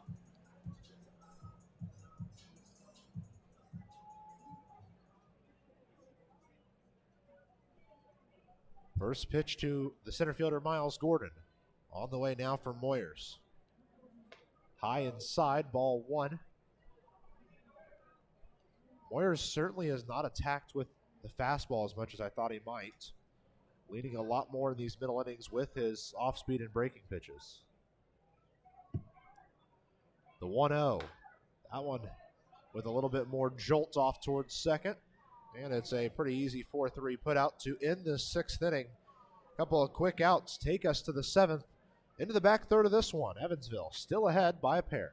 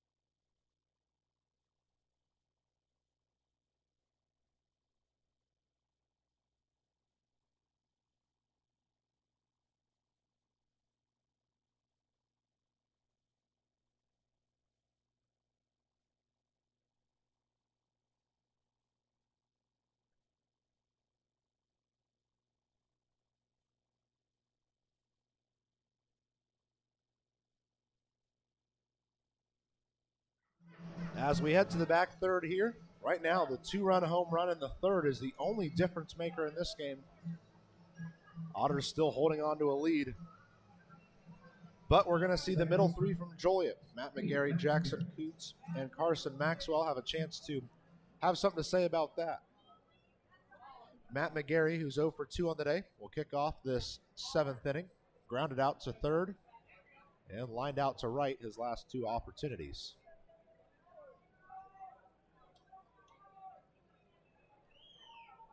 First pitch here in this at-bat finds the inside edge for a called strike one.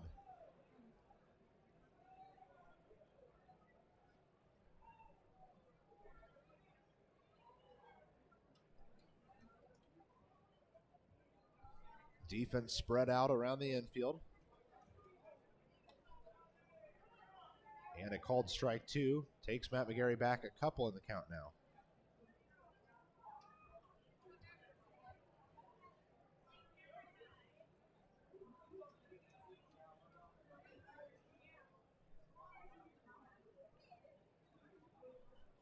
Oh, 2 stays high. A good pitch to challenge with. Didn't quite do what they needed.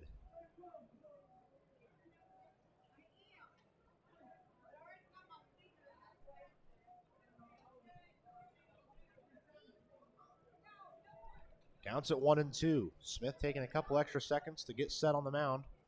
Now the 1-2 pitch home. Pushed foul to the right side, will get out of play, and we will have to try again on the 1-2. Construction, choose the best, never regret it.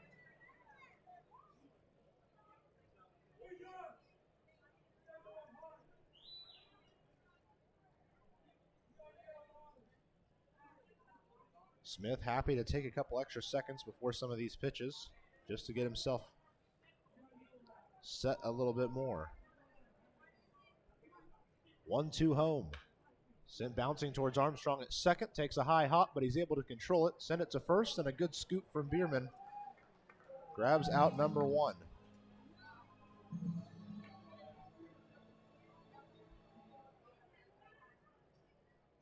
First baseman, 17, Jackson Coots.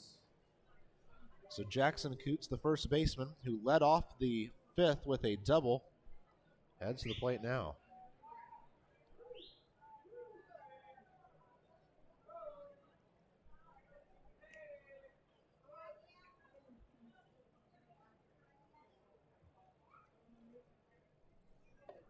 First pitch home is good for a called strike 1.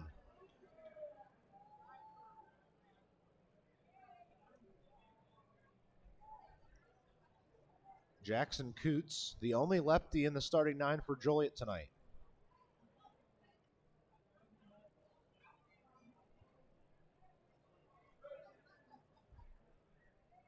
Another one low and inside will even the count now. 1 out, nobody on, top of the 7th inning. Joliet starting to run out of opportunities.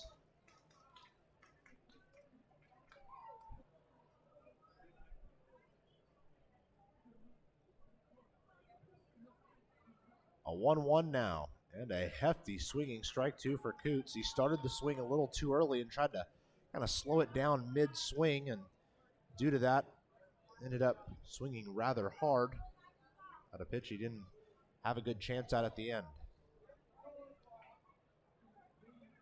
So now Zach Smith in the driver's seat up there on the bump as he readies for the 1-2 pitch. Nods in towards his catcher Felix, and the 1-2 comes home. Sent sharply towards Armstrong. He makes a tough backhanded grab over to first in time for out number 2. A wonderful play there from Armstrong. Made a tough play look rather simple for out number 2. Right fielder, 28, Carson Maxwell. So Carson Maxwell, the game's right fielder, who's 0 for 2, heads to the plate now. The last chance for Joliet here in the 7th.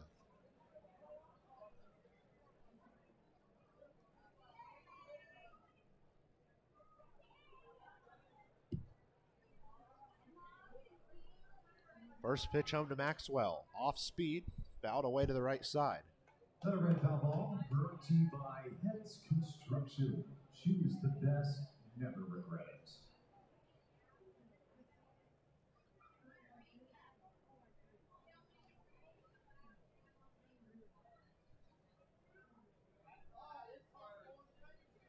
Looks like the defense isn't expecting anything different from Carson Maxwell, staying spread out. Pitch just misses to the outside edge, and the count evens up. Smith has done a rather good job tonight, at least making sure that even the close pitches are ones that batters would generally want to swing at. I think he's done really well in this opportunity so far. 1-1. That one does miss well outside. Takes the count to 2-1.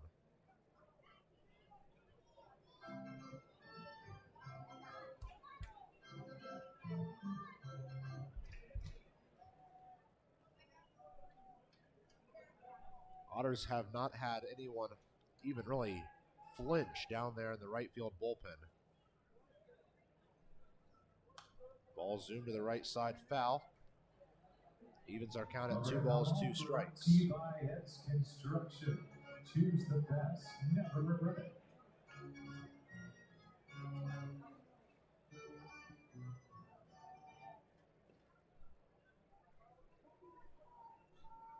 Big time opportunity for Zach Smith to get himself through the 7th inning.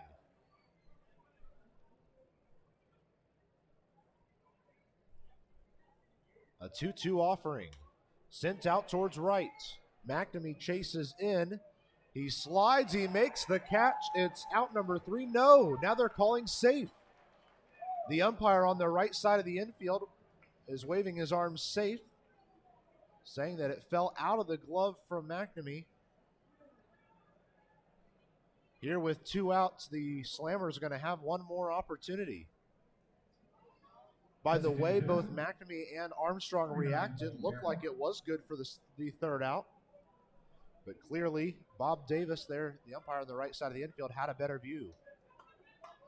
And with it, Jake Polancic hops up and starts to warm for the Otters, just in case.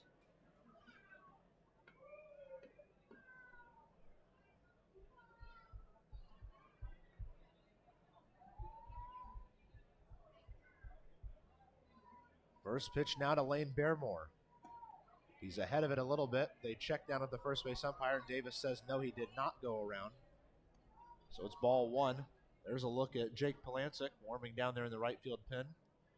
It was probably expected that in a game like this, that the Otters only lead by 2. If Smith could get through this 7th, it was almost a no-brainer. It would probably be Polancic in the 8th, Sawyer in the 9th. But now we're going to see if Polancic maybe has to come in a couple of seconds earlier than originally planned.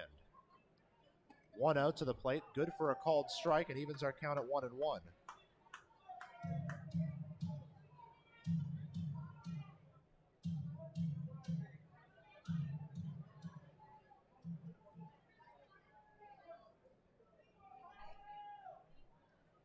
So the count's evened up. Runner at first is Carson Maxwell.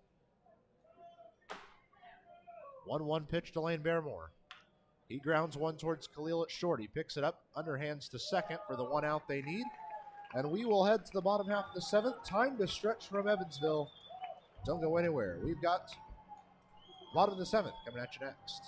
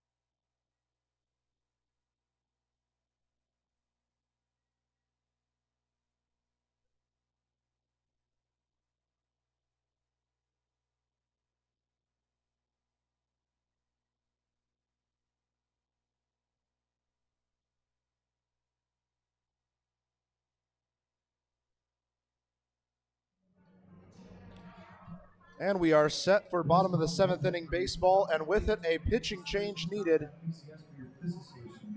for the Joliet Slammers. Getting a nod out of the bullpen is going to be the righty Alec Thomas. Played for the Miners of Southern Illinois last year. Has now found a home with the Joliet Slammers. Righty stands 6'1", and is pitching now 16 games this year, an ERA just over 5. And a record that doesn't quite tell you enough about him.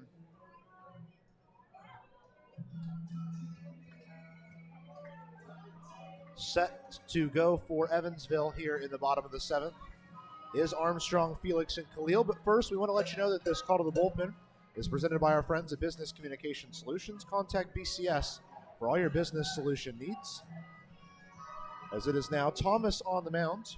Steering behind the plate, the pitcher catcher battery sponsored by the Answer Auto Repair East. Find all your battery needs at the Answer Auto Repair East, located at 2319 North Green River Road, or give them a call at 812-475-9000.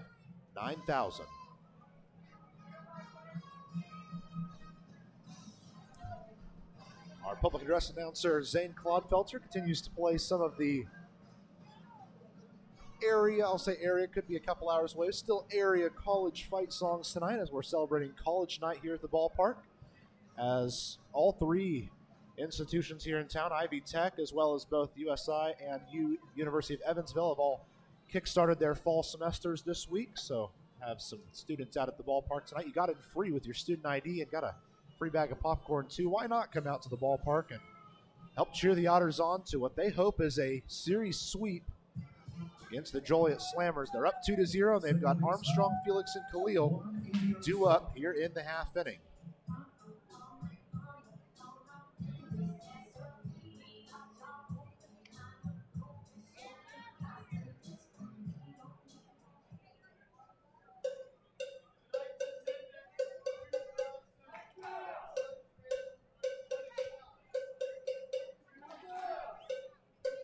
So Andy Armstrong getting set at the plate now. He's 1 for 2 on the day, reached both times, once on a single, once on a fielder's choice. Finally ready for the first pitch home from Alec Thomas. Good for a called strike one.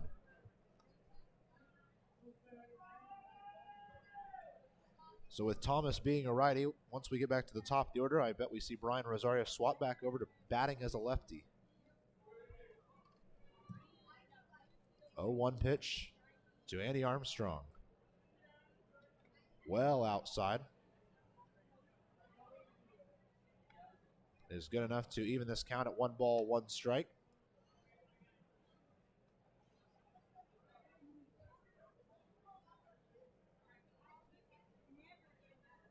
A 1-1.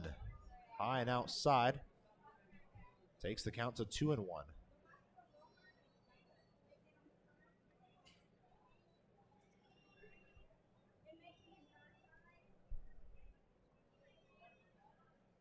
Two-one home, stays outside again. And I'm sure that, at least right now, Andy Armstrong is more than happy to go ahead and take a free base potentially.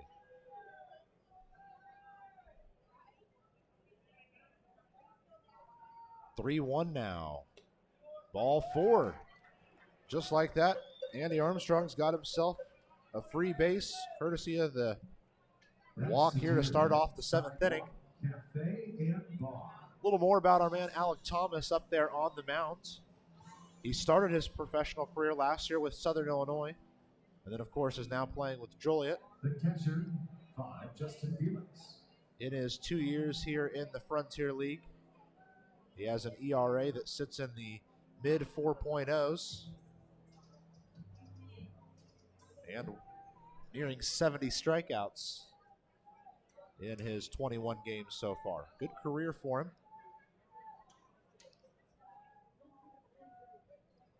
A localized guy. First pitch to Justin Felix is on the outside for ball 1. Thomas up there on the mound was an NAIA guy in college. Went to Southeastern College in the NAIA his first year before attending Clark for a couple years before finishing off his collegiate career there at Clark, and then playing a lot of summer ball in there as well. 1-0, and Armstrong's working off towards second. And he's got himself a stolen base out there. So a good jump for Armstrong. There isn't even a throw out there. The Otters have a man in scoring position, a chance to add to their lead. Felix at the plate now. He is responsible for where this game is right now, thanks to his 2-run home run back in the 3rd inning.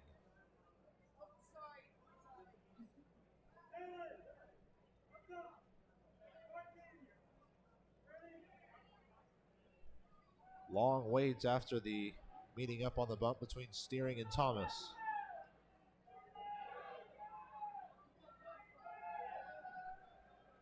Runner at second, Andy Armstrong. 2-0 count to Justin Felix. 2-0 count now to Felix.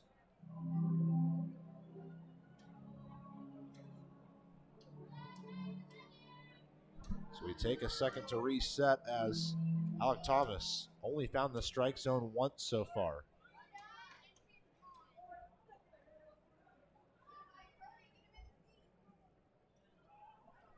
Seven balls, one strike is the breakup of his first 8 pitches in this game. Otters have got to find a way to use that to their advantage. A 3-0. Good for a called strike. Felix had already started his walk towards first. That is a good called strike. Did find the zone there on the outside edge.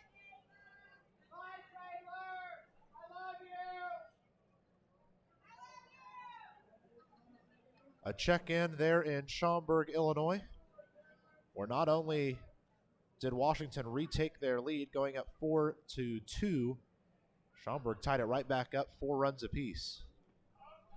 3-1 stays low, and it's back-to-back walks for Evansville here in the 7th inning. Great way to start the half inning. So it is 4-4 at Schaumburg. They are currently in the 6th inning, just a little bit behind us in terms of inning-wise, and game has some implications. Otters are obviously rooting for a Washington win, as it would mean that they could have sole possession of second going into the series against Florence. Speaking of Florence, they're tied 3-3 at Gateway. They're in the bottom of the 6th inning there in Sauget. We do have a final score this evening. Ottawa defeats Tri-City 3-2, so they're going to make sure Quebec has to wait at least maybe one more night. It's possible tomorrow night Quebec could claim their playoff spot. Certainly not tonight. Khalil shows bunt his first time up. They say no, he did not push the bat too far forward, so it's ball 1. And why not here? 2 men on, nobody out.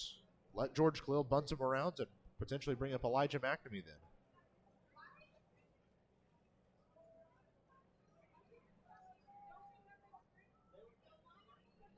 Bottom of the 7th.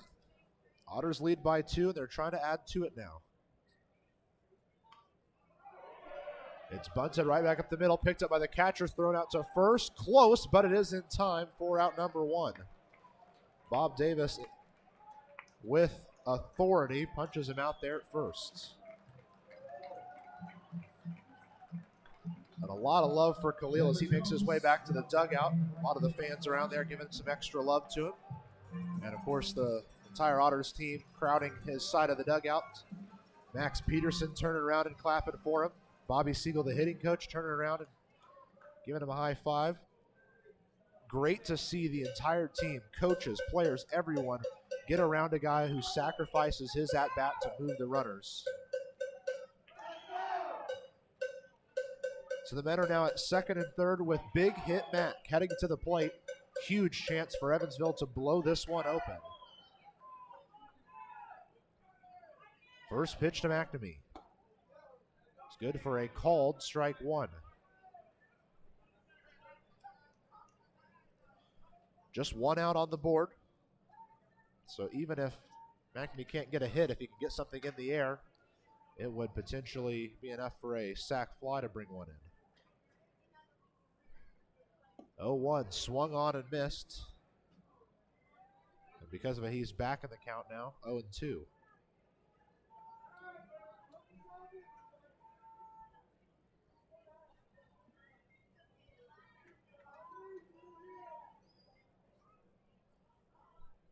So with 1 out and men at second and third, big hit Matt trying to add to it. And time is called.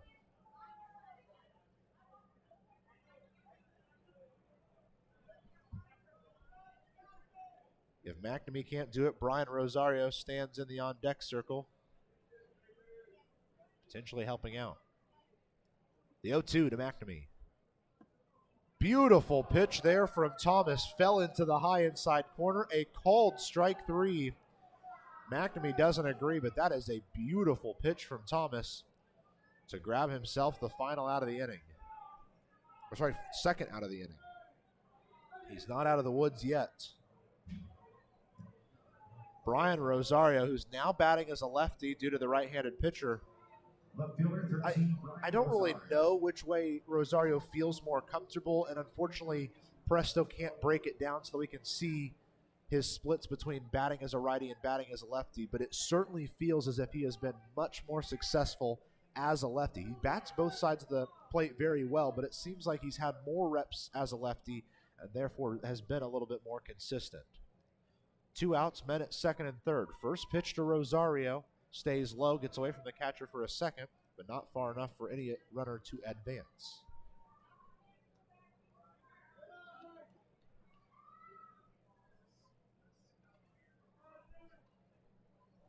It does look like Jake Polancic will be the pitcher for the Otters coming in the 8th inning.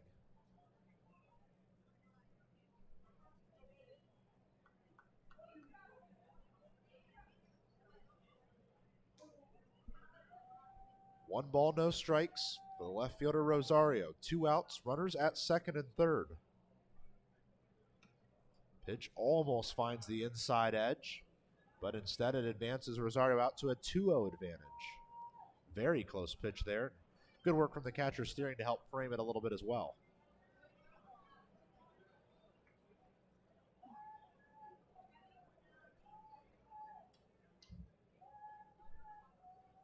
The offering to Brian Rosario.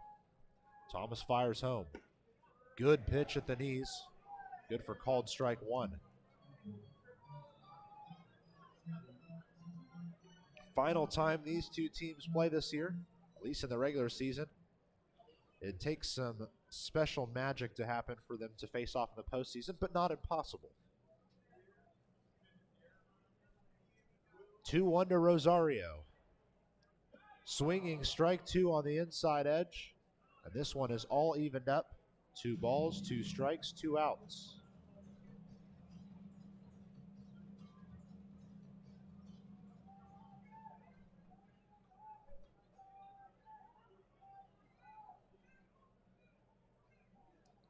Two balls, 2 strikes, 2 outs for Brian Rosario with 2 men on and a 2-run lead.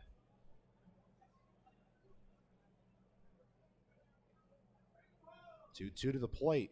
Push towards the left side, foul. Will end up in the seating area down there.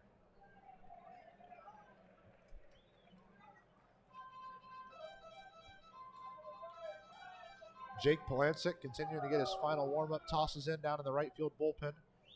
Looks as if he'll be the 8th inning man for Evansville.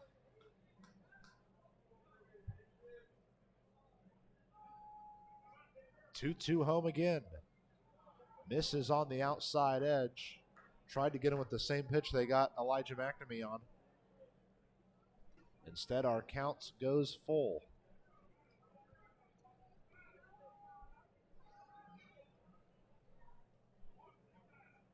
A chance for Evansville to help put this game away, and it's going to come on a full count opportunity to Rosario. Outside ball 4, the bases are loaded.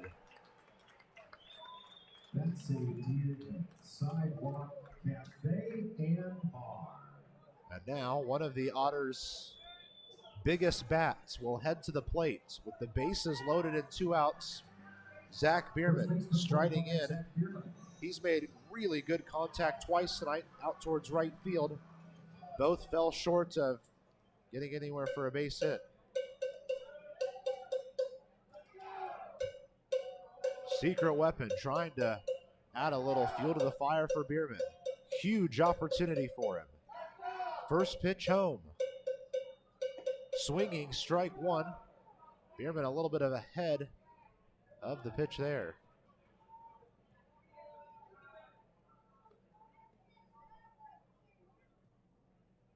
Polancic has pretty much stopped tossing in the right field pen.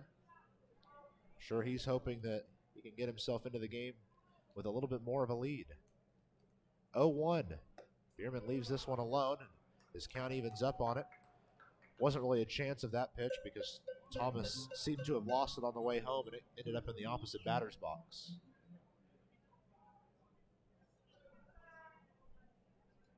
Armstrong's at third, Felix at second, Rosario at first, all reached via walks. Biermann fouls one off to the left side. Overhead foul ball With brought it, to you his by count Mattis falls to Construction. 1 Choose the and best, 2. Never regret it.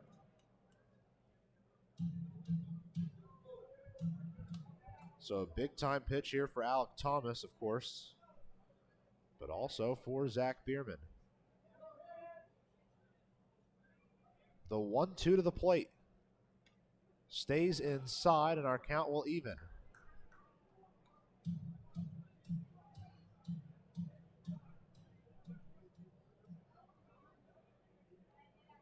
Big chance for Evansville to extend their lead. It's going to have to come on a 2-2 pitch with 2 outs and the bases loaded for Zack Biermann.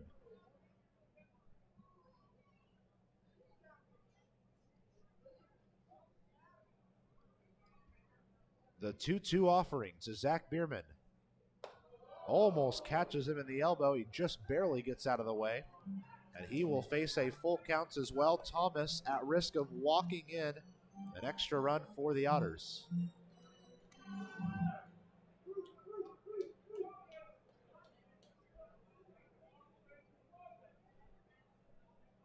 Bases loaded. Full count to Biermann. 2 outs. Some valuable insurance out there. The 3-2 is pushed foul to the left side. Biermann will live to see another pitch. Foul brought to you by Hess Construction. Choose the best, never regret it. And a happy birthday to John McGuire. Happy birthday, John. Enjoy your birthday. 3-2 remains the count. 2 outs, bases loaded. Zack Biermann trying to give Evansville some valuable insurance. Let's try it again on the 3-2. Payoff pitch. Inside, and a run comes home for free. Biermann gets to put it down as an RBI walk. Rosario will go to second. Felix goes to third, and Armstrong will score on the 4th walk of the inning. Davis is coming up to bat. Big Red Jordan Fisher taking it home the rest of the way. So a dangerous situation now for Joliet as the Otters' top RBI man, J.R. Davis, steps in with the bases loaded and 2 outs.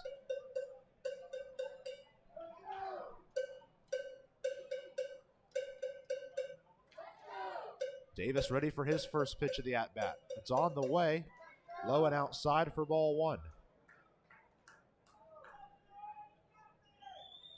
Now it's Felix at third, Rosario at second, and Biermann at first.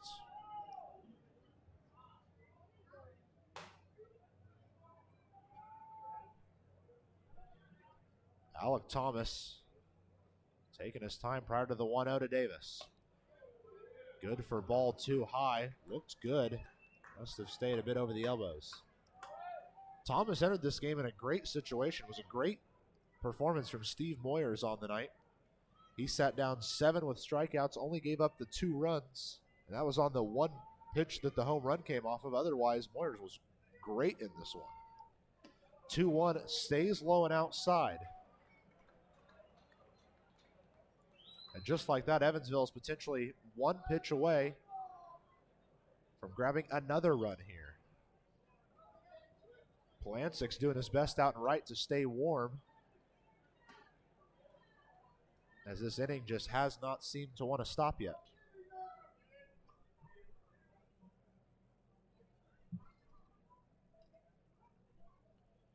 Ball 4 is high, and it's another walk, another run for Evansville. Back-to-back RBI walks. Biermann goes to second. Rosario goes to third. Felix scores on the walk. And now we are going to have a discussion on the mound for Joliet, as running out is Dan Sherleth, the field manager there for Joliet. They don't have anyone warming up right now.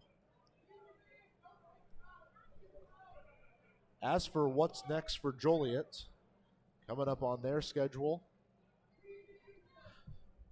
they're currently in the span of quite the difficult road stretch. They came down here to Evansville, then they go back near home to face Windy City, have the Monday off day, but then they're all the way to Florence for a 3-game roader. They have really seen a lot of road trips here this last couple of weeks, just like Evansville, just like Gateway. All 3 teams really hit by a tough end of the season schedule. really jam-packed with some road contests. So, of course, that's part of the reason that you don't see a man warming up right now. Joliet's also got to think about what's coming next. 3 games at Windy City, 3 games they'd certainly want to be winning. If they don't think they can come back in this one, why use the extra batters right now?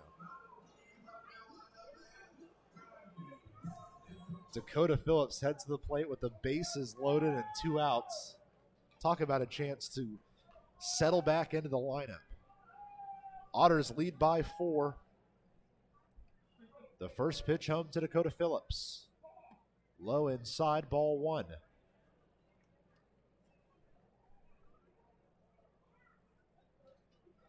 There's a very good chance now that the Otters are up by 4. We could see Jake Polancic try to go both the 8th and the 9th inning and help save the arm of Logan Sawyer.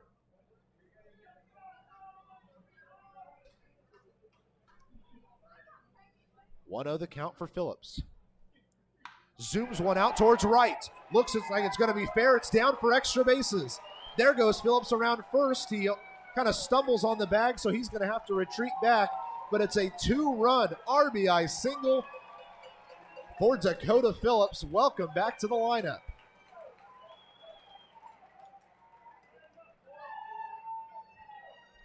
Two-run score. Davis holds steady at third. There's runners at the corners with 2 outs.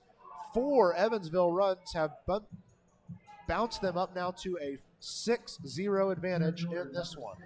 Miles Gordon. Exactly what the Otters needed.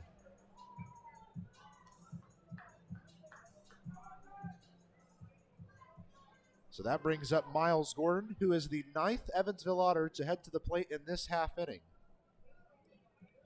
4 straight Otters have reached with 2 outs. First pitch to Gordon on the outside edge, a called strike 1.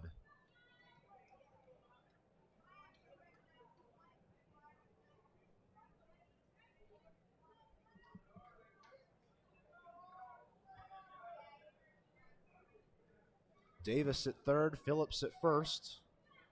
0-1 to Gordon. Swinging strike 2, chased that one high and away, and he's back in the count.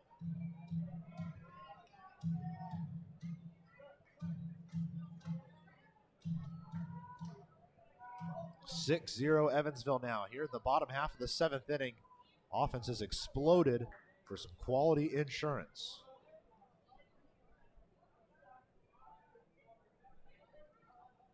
The 0-2 to Gordon. Inside for the first ball of the at-bat. Otters trying to do their part in claiming sole possession of second place tonight. They're also relying on a Washington win that would help them grab sole possession. As of right now, Washington Schaumburg still tied at 4 runs apiece. They're in the bottom of the 6th inning right now. We also have our second final score of the day. Sussex County defeats Empire State 1-0. 1-2 stays low and evens the count up. A good stop there from steering behind the plate.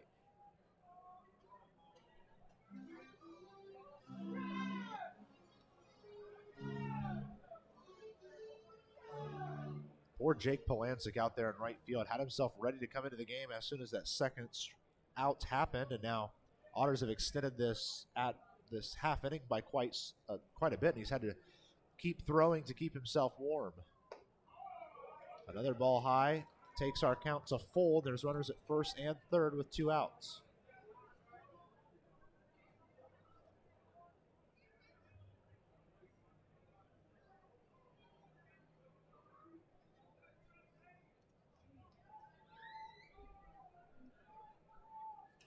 Three balls, 2 strikes for Miles Gordon. Pitch on the way. Hit hard through the right side. Foul will end up in the Otters bullpen.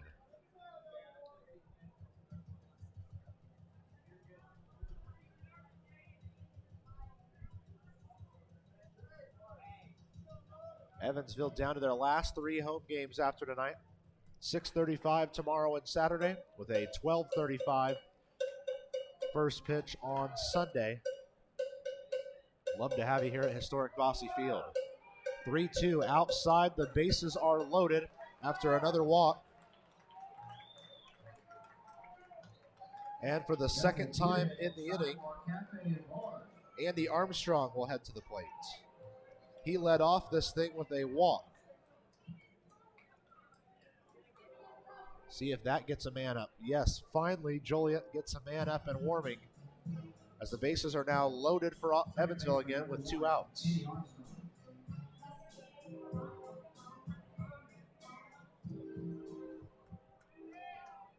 Armstrong got a bunt and a stolen base, and then a Felix walk and a Rosario walk loaded the bases, and ever since it's just been a revolving door out there around the diamond for Evansville. It'll be a called strike one for Andy Armstrong.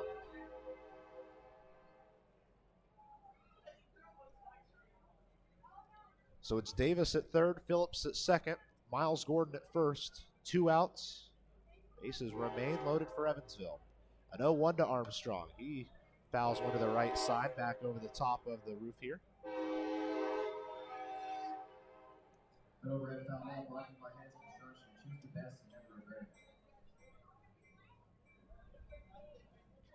A train heading by Bossy Field here tonight, making its second pass of the evening.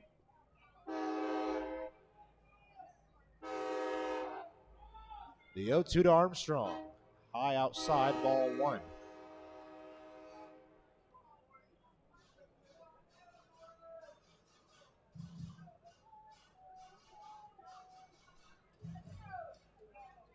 One ball, 2 strikes for Andy Armstrong. There's 2 outs and the bases are loaded.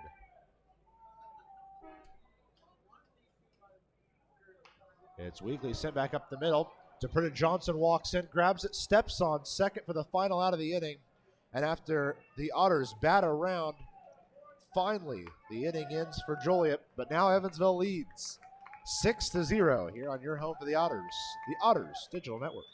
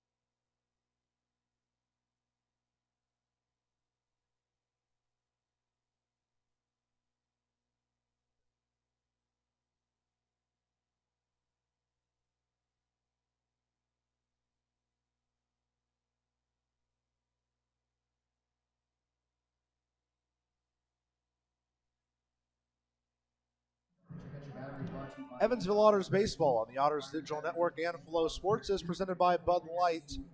And a new pitcher in for Evansville, Jake Polancic, as expected, in to pitch the 8th inning. This call to the bullpen presented by our friends at Business Communication Solutions. Contact BCS for all your business solution needs. It's Polancic on the mound, Felix behind the plate. That pitcher catcher battery sponsored by The Answer Auto Repair East.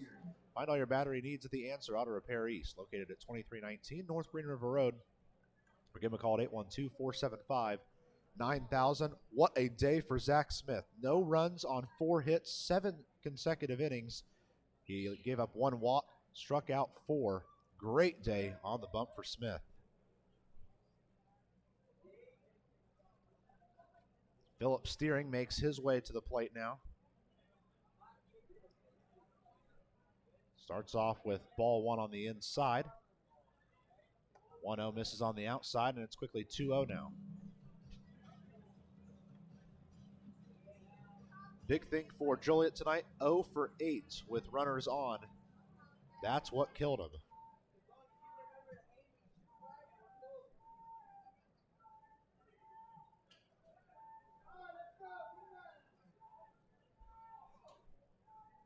A 2-0 finds the zone.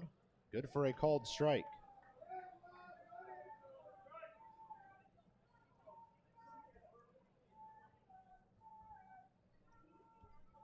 So the count's at 2-1 now for Felix Steering.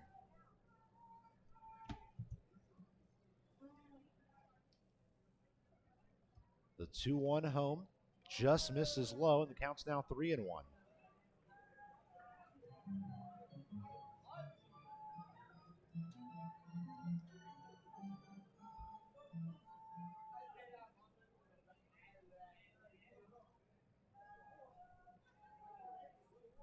A 3-1 pitch home, swinging strike two. Steering was just well ahead of it.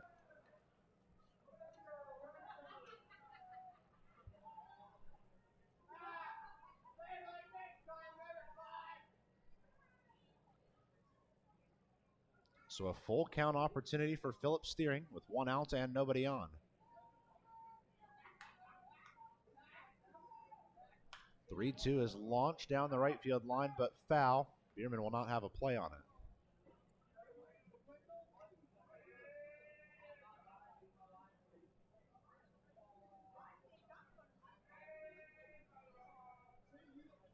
There is an arm warming up for Joliet out in their left field pen.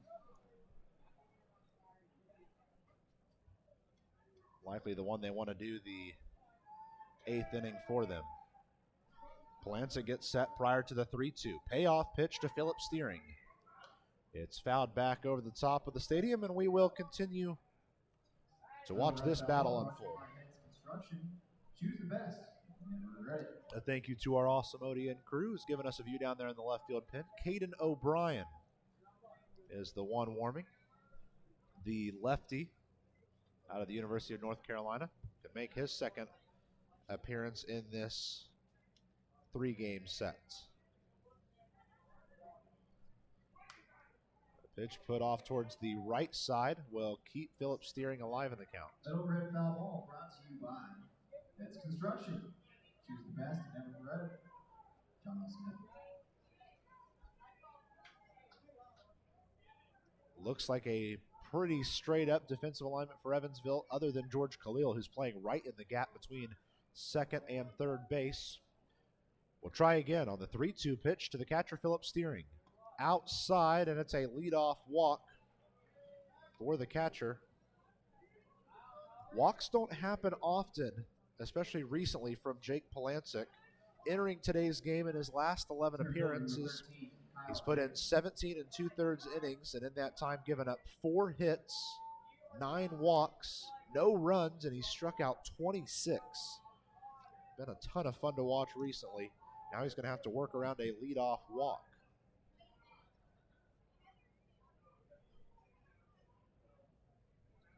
The man at first is Felix Steering after the leadoff walk. Brings up Kyle Jacobson. He's 0 for 2 on the day. It starts off with a called strike on the outside edge. Florence Y'alls come to town tomorrow night to start off a 3-game set that will wrap up the regular season here at historic Bosse Field. We'd love to have you out here at the ballpark. Grab your tickets at evansvilleotters.com. 0-1 to Jacobson. Swinging strike 2. Just plain swung through that one. Came up empty-handed. Nothing more has gone final, but we have an interesting one brewing in Lake Erie as the Crushers have come from behind to tie the game at 7 in the 9th. They're heading to extra innings, tied at 7, Windy City and Lake Erie. 0-2 to Jacobson. Called strike 3, and Jacobson is furious. He right away turns around and yells back towards the home plate umpire, Roberto Pattison. And now he's been tossed. Now he runs out, and he's going to have a few extra words with the home plate umpire.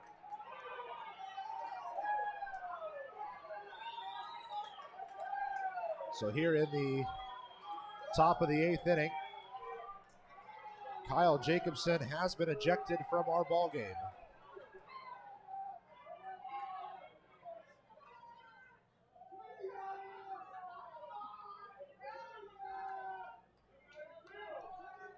Upset with the balls and strikes calls. He got a warning right as he turned around and yelled a little bit. And then after he got to the dugout, was eventually tossed and must have been upset enough to throw the helmet. As from my view, I could see the helmet bounce back up into our view. So, of course, they're going to have to make a change and put someone out there at center field.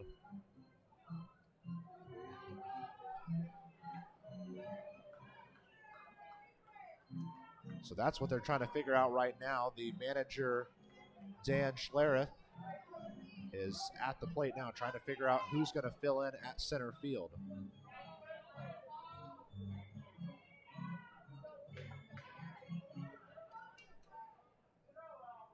I knew that Joliet was a bit shorthanded when it came to some of their positioning players. I don't know how shorthanded they are.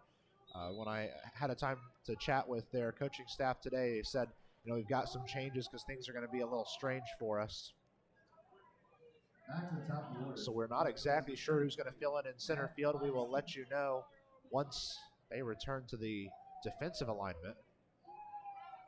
But at least for right now, we're ready to head back to the top of the order.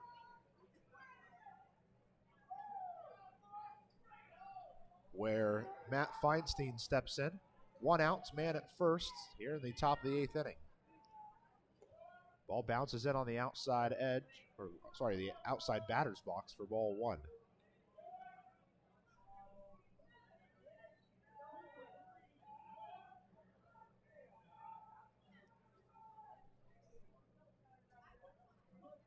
So counts at 1-0 for Matt Feinstein. He had singles in both of his first 2 opportunities. Takes the ball well outside for ball 2 now. Jake Polancic got himself in a great rhythm there in that at-bat, and then we had all the extracurriculars after that strikeout, and it almost seems like it took him out of his element for a second. 2-0 pitch home. That one's good for a called strike, however. So the count goes to 2 balls, 1 strike.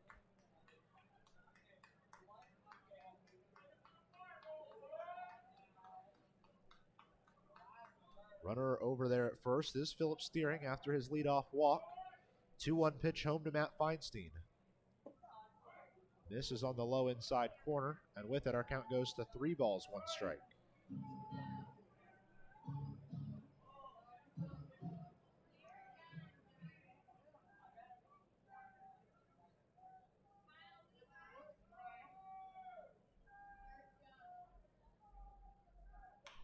Ball sent out towards center. Chasing in is Gordon. It's going to drop in front of him for a 1-out single. There's men at first and second now for the Slammers.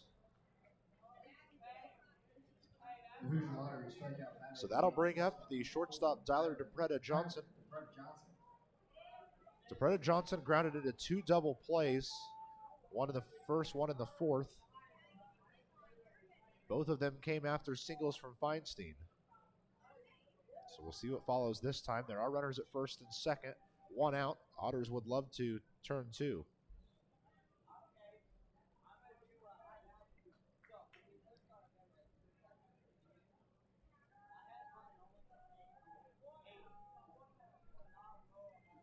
First pitch home to DePreta Johnson. Outside for ball 1.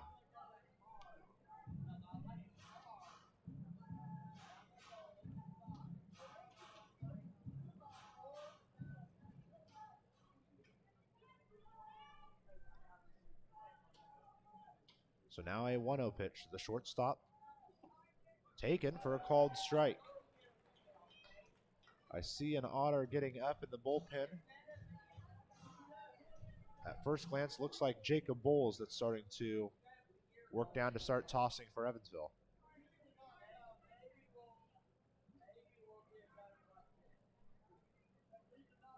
The 1-1 pitch to DePretta Johnson.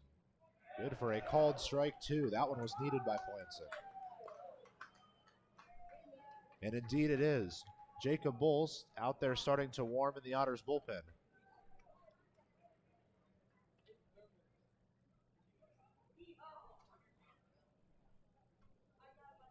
Two men on, a 1-2 pitch to DePretta Johnson. On its way, stays outside and our count evens.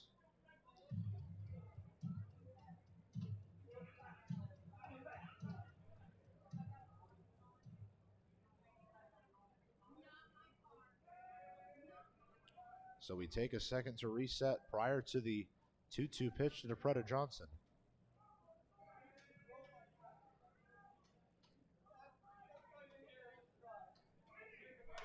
Pitch is skied out towards the right side. Biermann chasing after it in foul territory, and it just gets away from him. Ran out of space over there and was kind of stepping in some of the dead grass areas, and because of that lost his footing. Wasn't able to get to it in time.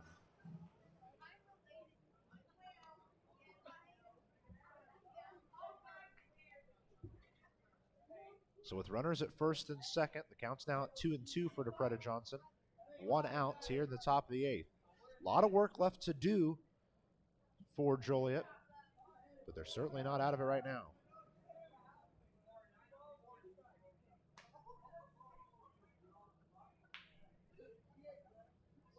Two home. Sent up the middle. Khalil charges in, goes to second for one. The relay to first is going to be close. In time. My goodness. A wonderful 6-4-3 double play is enough to take us to the bottom half of the eighth. Evansville leads by 6.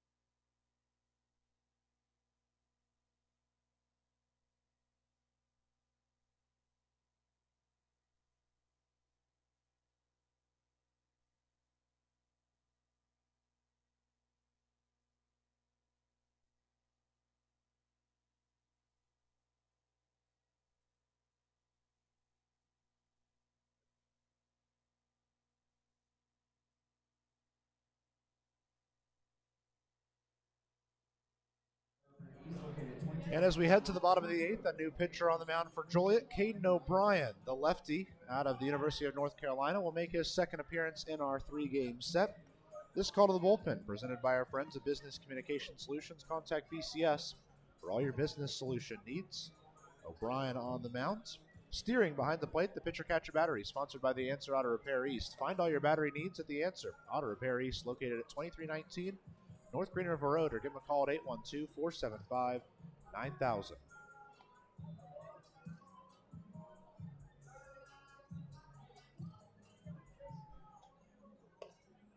The throw out takes place, and we are ready for the bottom of the 8th. Due up for Evansville, Justin Felix, George Khalil, and Elijah Mcnamee. Now into the game, batting the 9 spot for Kyle Jacobson is number 22, Scott Moyers. So Holzwasser is now the right fielder. Maxwell's going to move from right to center to fill in for Jacobson, who was ejected in the last half inning. So batting in that 9 hole now, if need be, will be Scott Holzwasser.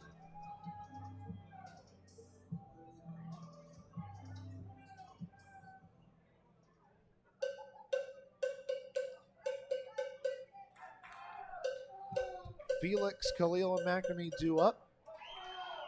First offering to Felix. Stays outside for ball 1. His 2-run home run is what helped Evansville get ahead, and they haven't looked back since.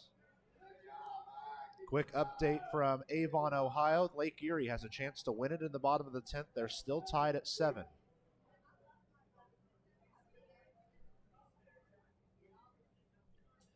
Pitch high and inside. Takes the count to 2-0 for Felix. Certainly a disappointing day for Joliet from the 7th inning on. It was 6 great innings from Steve Moyers on the mound to kick things off. But they have not been able to back that up. A 2-0. That one finds the zone for a called strike 1.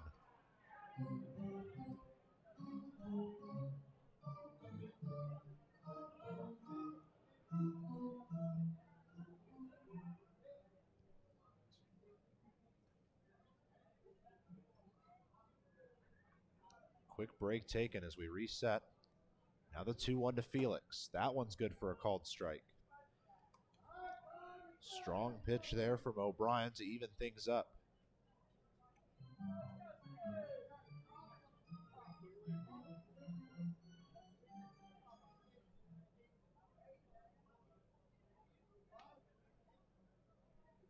A 2-2, a half swing. Did he go? No, he did not, says Bob Davis, the first base umpire.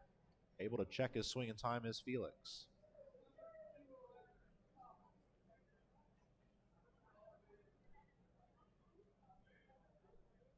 Right back at it tomorrow night. 6:35 first pitch here from historic Bosse Field.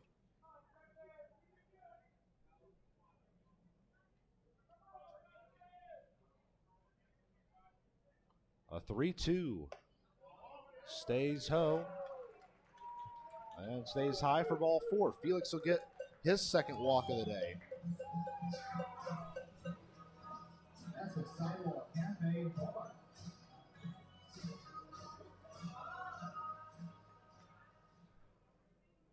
So a good way to start the inning. Shortstop, number 28, George Khalil.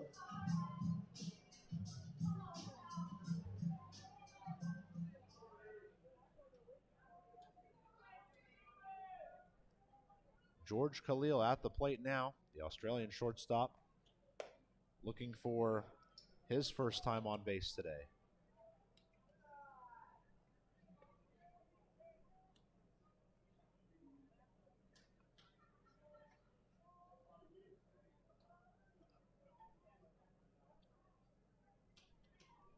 The 1-0 pitch hit sharply to the left side. Ware gets it just past his glove. Oh my goodness, what a play from Tyler DePreta Johnson. Somehow gets to that ball, leaps into the air, turns and makes a throw back to second to get Felix on his way there. Very few guys in this league are going to make a play like that. That's out number 1 in the half inning.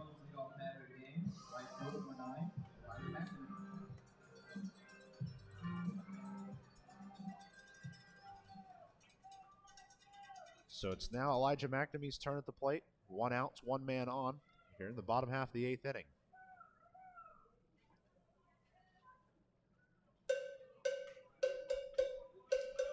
All insurance from this point on. First pitch home is into the glove of Steering for a swinging strike 1.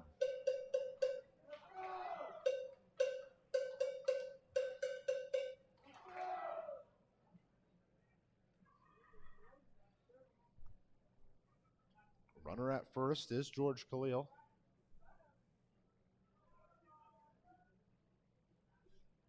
Pitch home is swung on and missed by Mcnamee, and he's back in the count 0-2.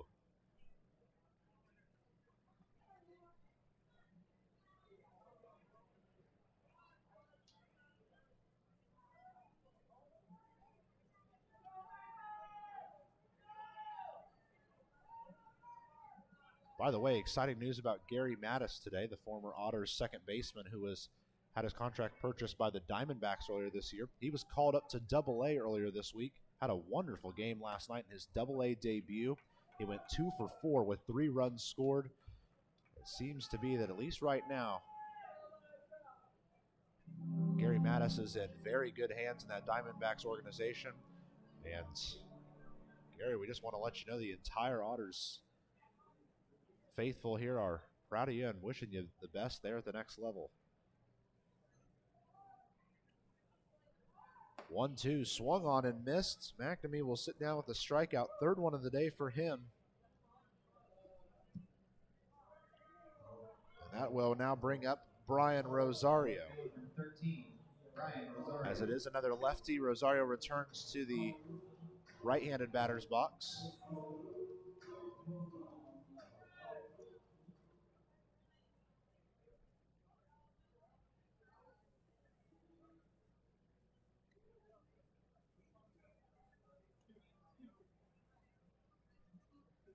A little bit of a wait for O'Brien to get himself reset up on the mound.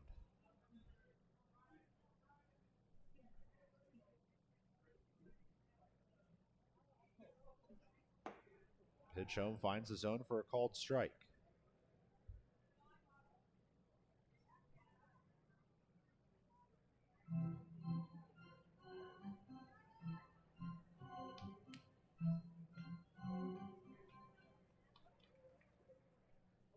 Runner at first, 2 outs. Brian Rosario at the plate. The 0-1 is taken for a called strike 2. So now Rosario will have to be smart in there to make sure that he stays alive in the count.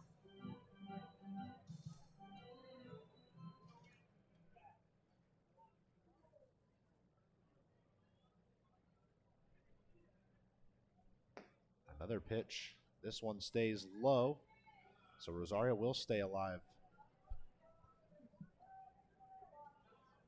Another check-in on things around the league. Lake Erie did walk things off in the bottom of the 10th, so a loss here from Joliet tonight bumps Lake Erie up into the 4th place spot in the West Division. Watch out, the Crushers could be coming for a playoff spot. The 1-2 to Rosario, low inside for ball 2. What a gutsy win, by the way, for Lake Erie. They trailed 6-3 after the 6th inning, scored 2 runs in each of the 7th and the 9th. 2 runs in the bottom of the 9th that came off an RBI double from Keenan Irizarry, and they were able to carry that into extra innings, win that one. Impressive win for the Crushers.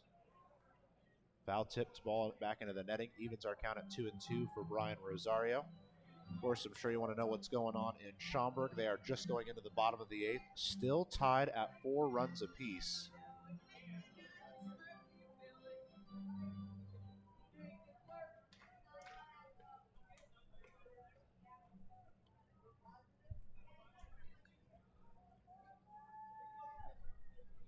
Two-two for Brian Rosario. It's skied out towards right. Chasing in is Holzwasser. And he's able to bring it in for out number 3. We head to the 9th. A chance for Evansville to finish this one off. Don't go anywhere. 9th inning comes at you next.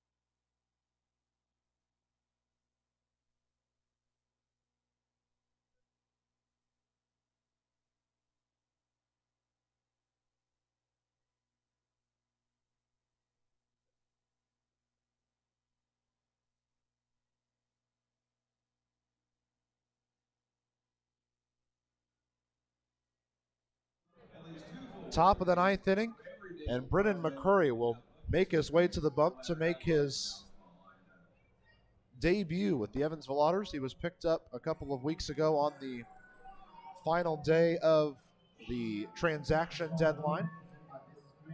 He'll have a shot now to help Evansville finish out this win. They currently lead 6-0.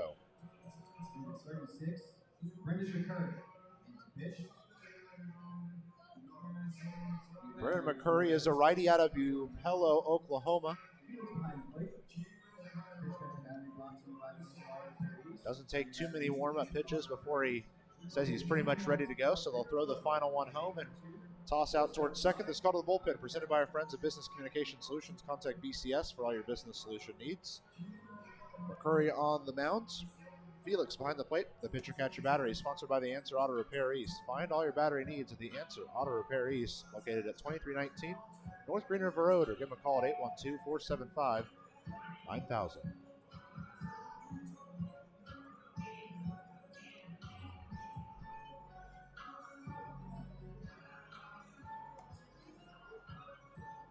Due up in the half inning for Joliet, Briley Ware, Matt McGarry, and Jackson Coots.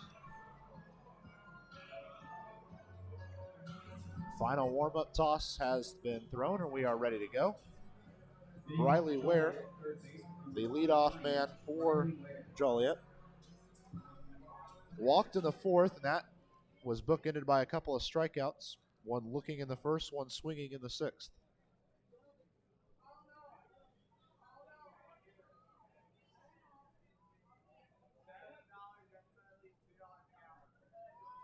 First pitch home to Briley Ware. High outside, ball one.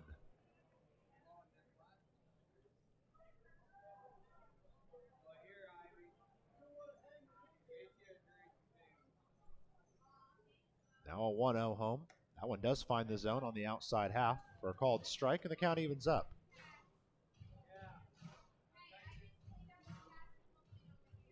Otters playing in standard defensive alignments all the way around, as a 1-1 will not come home due to time being called prior.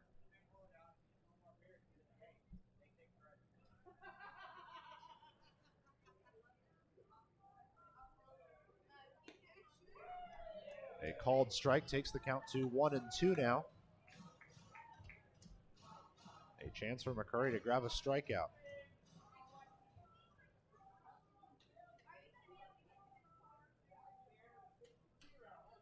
Stays high and outside. So with it, our count evens up. 2 balls, 2 strikes. And we will continue along.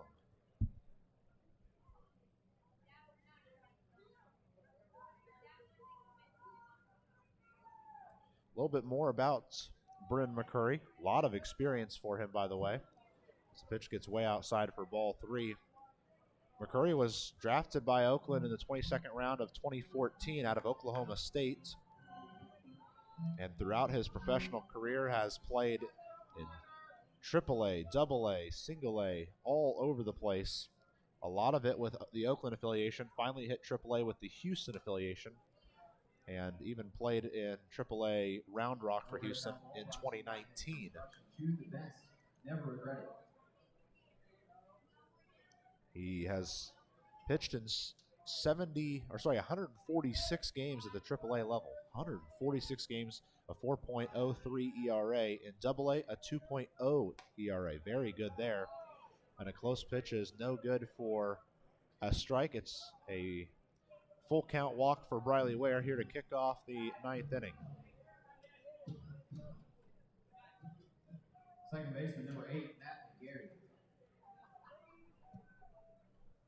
So that'll bring up Matt McGarry, the second baseman, who's 0 for 3 on the day. A couple ground outs and a line out to right.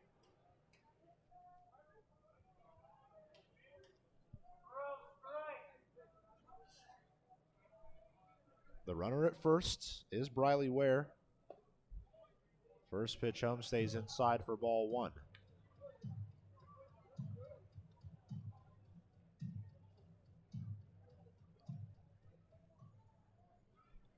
Evansville trying to close out their 3rd straight win. Stays inside for ball 2 now. Some close pitches. They just haven't quite found enough zone.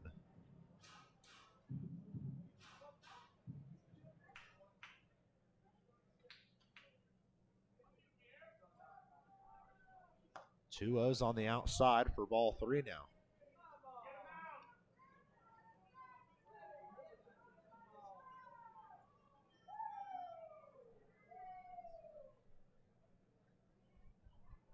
Three balls, no strikes for Matt McCurry. Man at first, nobody out. A called strike takes the count to 3-1 now. Joliet heads back to Chicago as they will face off at Windy City. Hard hit ball towards Davis. They go to second for 1. The relay to first.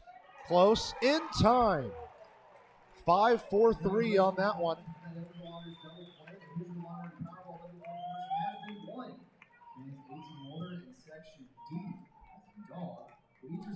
So with 2 outs, the bases are empty, and Brent McCurry just needs 1 to get himself out.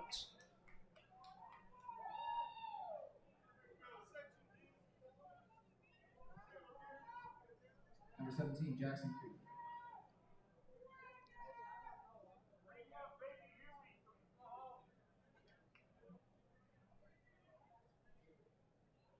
So a second taken before we start off. Jackson Coots at the plate, 1 for 3. First pitch is inside for ball 1.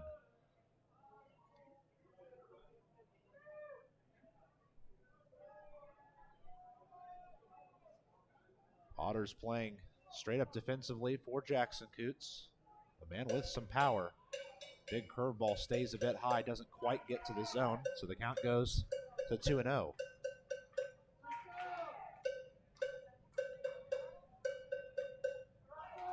Otters stay right here at Bosse Field tomorrow night as they welcome the Florence Yalls to town. 6:35 first pitch. Called strike takes us to a 2-1 count.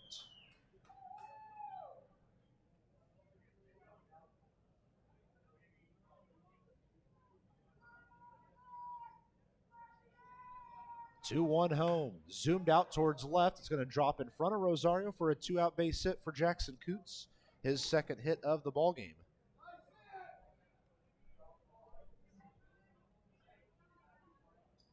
Center fielder number 28, Carson Maxwell. So that now brings up the center fielder, Carson Maxwell. He swapped over to center field after Kyle Jacobson was ejected back in that 8th inning.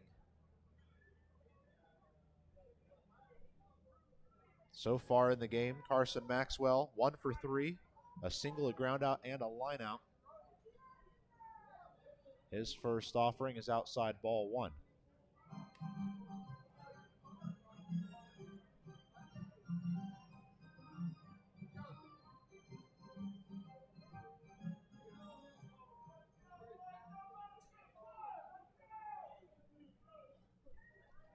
A 1-0 stays outside for ball 2 now.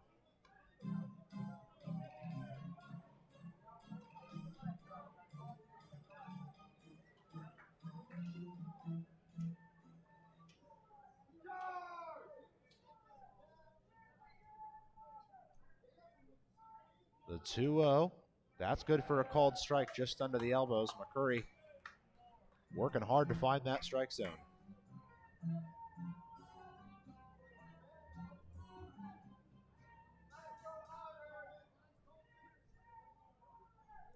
The 2-1 is bouncing on the ground towards Khalil. He plays it into the glove, underhand to second in time for out number 3, and the Otters get a 6-0 shutout win to sweep the series over Joliet. And with it, they are in a prime position to keep working themselves closer and closer to securing their playoff spot. Zach Smith is going to get a hard-earned win in his second straight ball game here for the Otters. He got one against Washington last week and now picks up an impressive win against this Joliet squad tonight. The loss goes to Moyers, who pitched very well in the game, but unfortunately his relief couldn't do enough for him to keep Joliet close, and in the end it didn't end up mattering as the Slammers were never able to find enough offense to get themselves on the board. Final score goes down as 6-0 in favor of the Evansville Otters. Grab themselves a 3rd straight win, and they're starting to link wins together, feel like the same team we saw there in July that was starting to really put some space between them and the rest of the teams in this league. They're in the top of the ninth in Schaumburg right now, still tied 4-4. But I can promise you one thing. The Otters are in second place going to bed tonight. Doesn't matter how that Schaumburg game ends. If Washington wins, they've got sole possession of second. If it's a Schaumburg win, they will remain tied for second position here in the West Division. A couple other finals for you around the league. I mentioned Lake Erie got a win. Because Lake Erie won and Joliet lost, Lake Erie is now in fourth in the West Division. They've jumped Joliet, and now it's the Crushers who are going to try to make a push towards that third spot in the playoff possessions. In the bottom of the ninth, Trois-Rivières trying to win it against Quebec. They've tied it at 6 runs apiece. Impressive right there. In the 8th inning, New York has taken a big lead at New Jersey. They're up 11-7.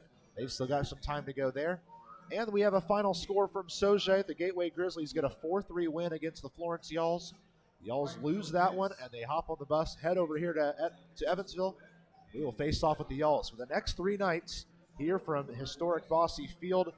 It's been a successful series here between Evansville and Joliet. The Otters were able to get some runs early in the series to bounce back after losing that final game against Washington. They got success, found success, started to continue that, worked themselves into a hard-earned win last night in the sudden death. And here they are, winners of 3 straight games. They've got themselves a series sweep over Joliet. It means that the Joliet-Evansville series was won by Evansville 6-3, and the home team won every single game. We saw 3 sweeps in this series. Kind of strange to see that. It's the 5th sweep of the year for Evansville, and all 5 have come here at historic Bosse Field. That'll do it for our coverage here tonight.